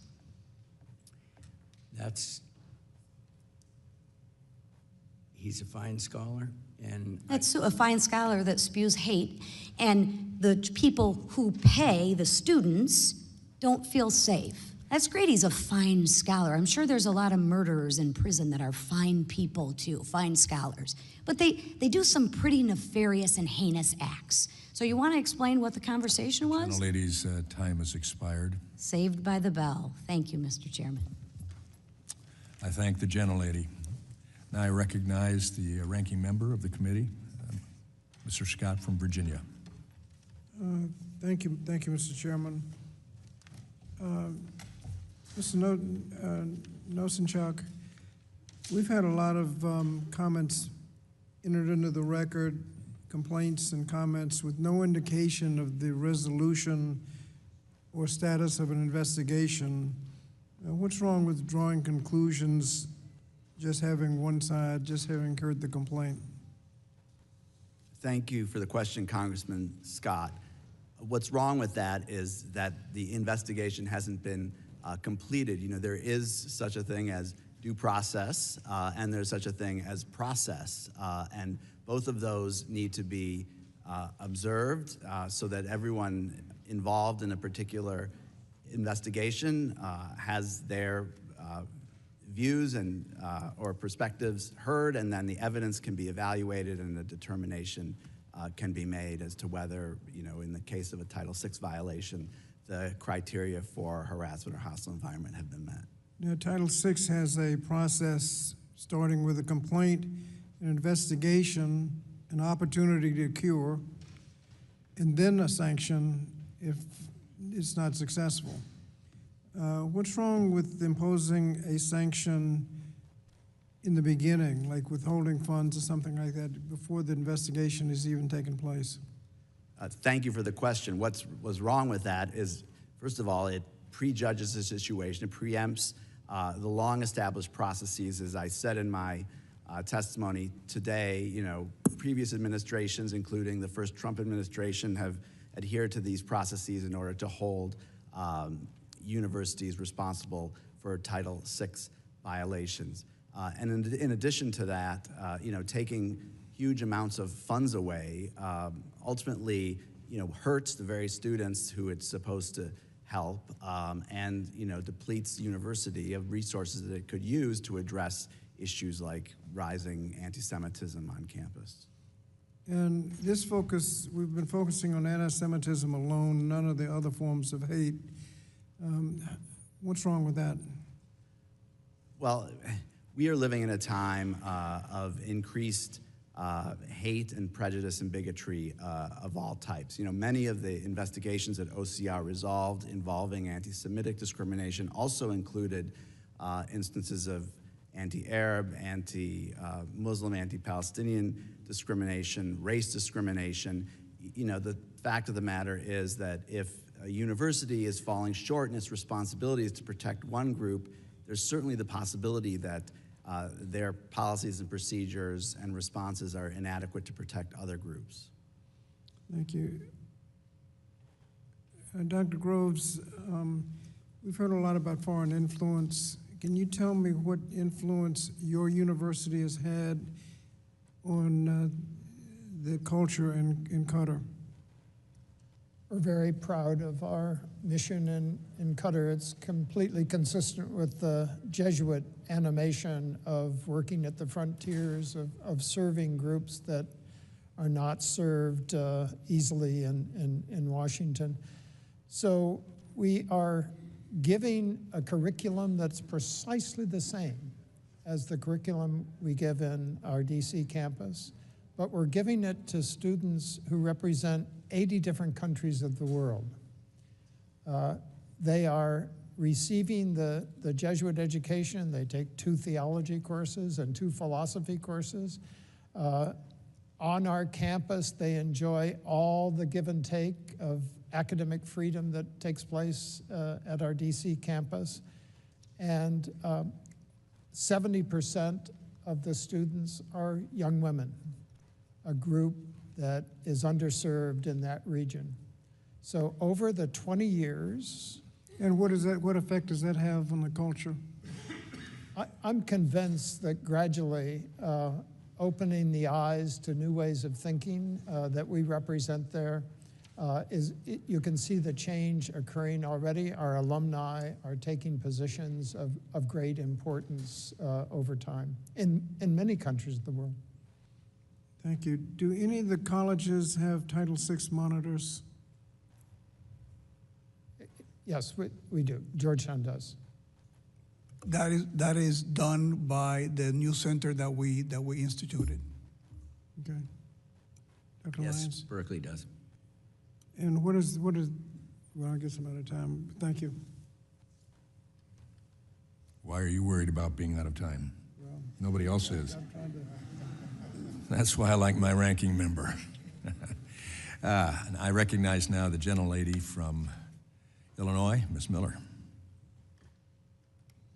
Thank you, Chairman Wahlberg, and I especially want to thank you for your continued commitment to rooting out all anti-Semitism on our college campuses. In recent months, and since the October 7th attack, anti-Semitism has exploded, especially on the campuses that we're discussing today. Many of these colleges are hiding behind the First Amendment, claiming that anti-Semitic speech is protected.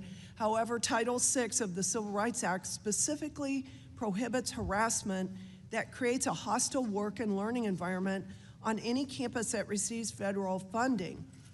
Sadly, dozens of anti-Semitic incidents have occurred in my home state of Illinois at Northwestern University, DePaul University, and the University of Illinois Urbana-Champaign. This committee has taken the lead on addressing anti-Semitism on college campuses, all to ensure that Jewish students and faculty are protected. We will continue to hold every college accountable for anti-Semitic rhetoric and acts of violence on their campuses because this hateful ideology has no place in America. So Chancellor Matos Rodríguez, a professor at the CUNY Graduate Center, Sodia Tor, referred to the terrorist group Hamas as resistance fighters. Secondly, a professor at Brooklyn College, Emmanuel Ness, has said the Zionists are Nazis.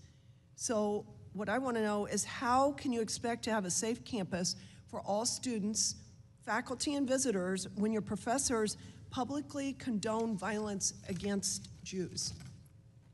Well, I have been very clear that Hamas is a horrible terrorist organization, and we have no tolerance at the City University of New York for anyone who would embrace that support of Hamas. So in light of having no tolerance, does that mean that these professors were dismissed then?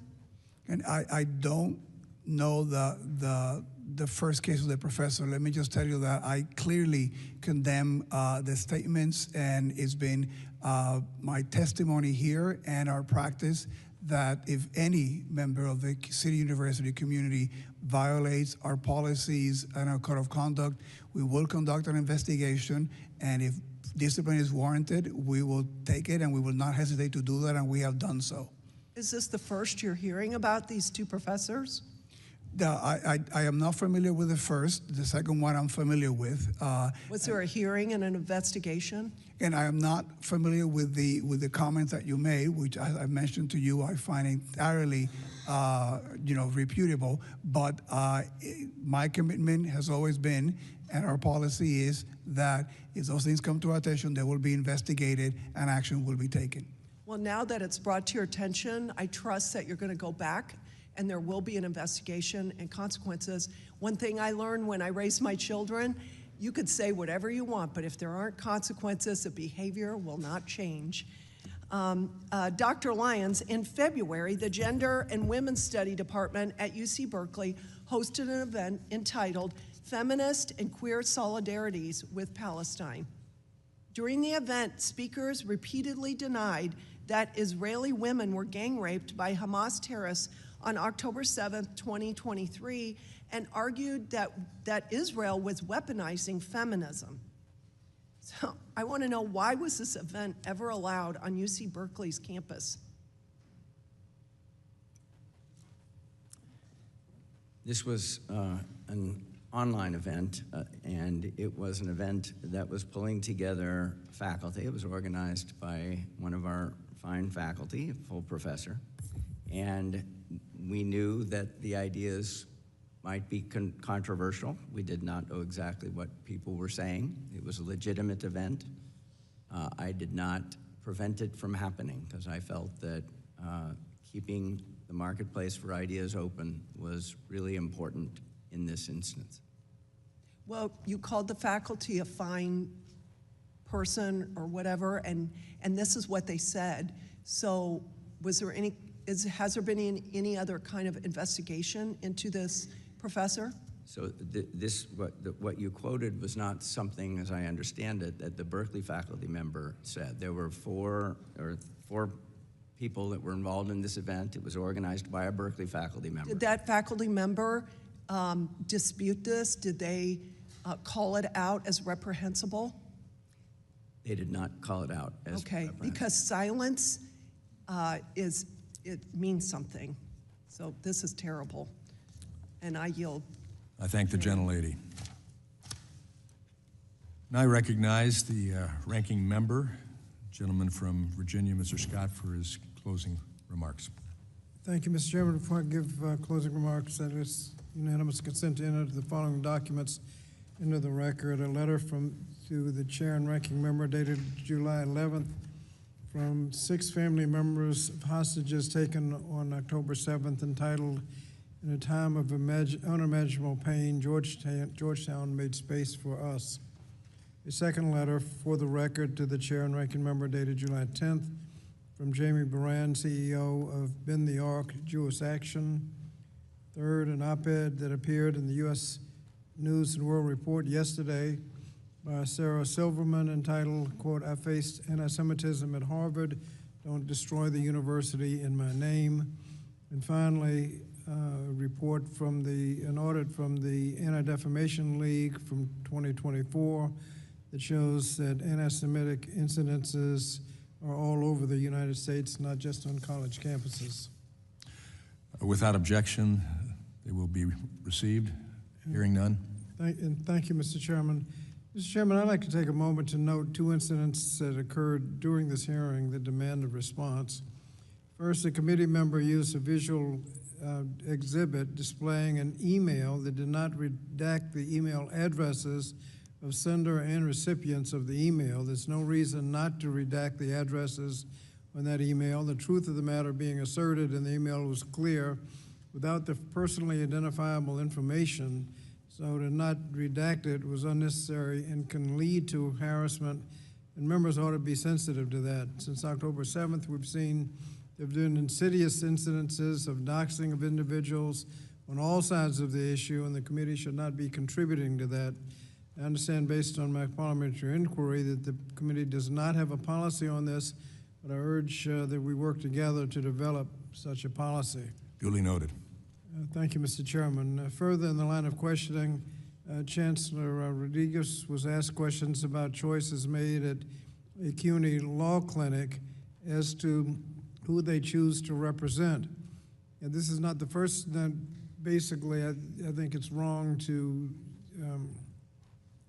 evaluate lawyers based on their clients, but this is not the first time the committee has asked questions about how a law school clinic operates and who they represent. The last time we attempted to do so, the clinic hauled the committee and two of the chairs into court, arguing in their lawsuit that the letter, quote, reflects a bare desire to harm plaintiffs for their association with left-wing causes that the committee does not like, and for the protected speech reflected in their progressive left agenda. At a hearing, Matthew Berry, the House counsel representing the committee, said in regard to that legal clinic inquiry, quote, I want to be absolutely clear that the formal request has been withdrawn. It is not a cover for, and there's not going to be any informal behind-the-scenes request for the same documents. I find it troubling that what we promised not to do to one school in court, we've attempted to do in another school in an open hearing. I want to reiterate something fundamental. Institutions of higher education must be places where all students, faculty, regardless of background, can learn and teach free from discrimination, harassment, or violence. This is not a partisan issue, it's a moral imperative. But what we've seen from the Trump administration is not a good faith effort to uphold those values. Instead, we've seen a radical reinterpretation of our nation's civil rights laws, one that weakens protections for students while empowering political actors to meddle in academic spaces. If shifted the standards schools must meet, stripped institutions of clear guidance, and in doing so, created an atmosphere of fear, confusion, and intimidation. If the administration was truly concerned with civil rights enforcement, they wouldn't have gutted the Office of Civil Rights, the very agency charged with investigating discrimination on campuses across the country. You can't claim to be a champion for civil rights while disarming the body meant to enforce them. Now, we need to be honest about what's happening. The Trump administration is destabilizing higher education itself, eroding trust, silencing dissent, and undermining universities' ability to promote diversity and critical inquiry, while at the same time sabotaging the Office of Civil Rights. Who suffers most from this strategy? It's the students, Jewish and non-Jewish, marginalized and unrepresented.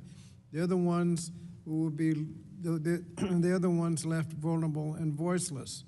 Now, this should not be a partisan debate. It should be about ensuring that our schools are safe, inclusive, and intellectually vibrant. If we're serious about fighting anti-Semitism and all forms of hate, then we must be equally serious about defending institutions that educate the next generation and serious about increasing funding for the Office of Civil Rights at the Department of Education. Thank you, Mr. Chairman. I yield back.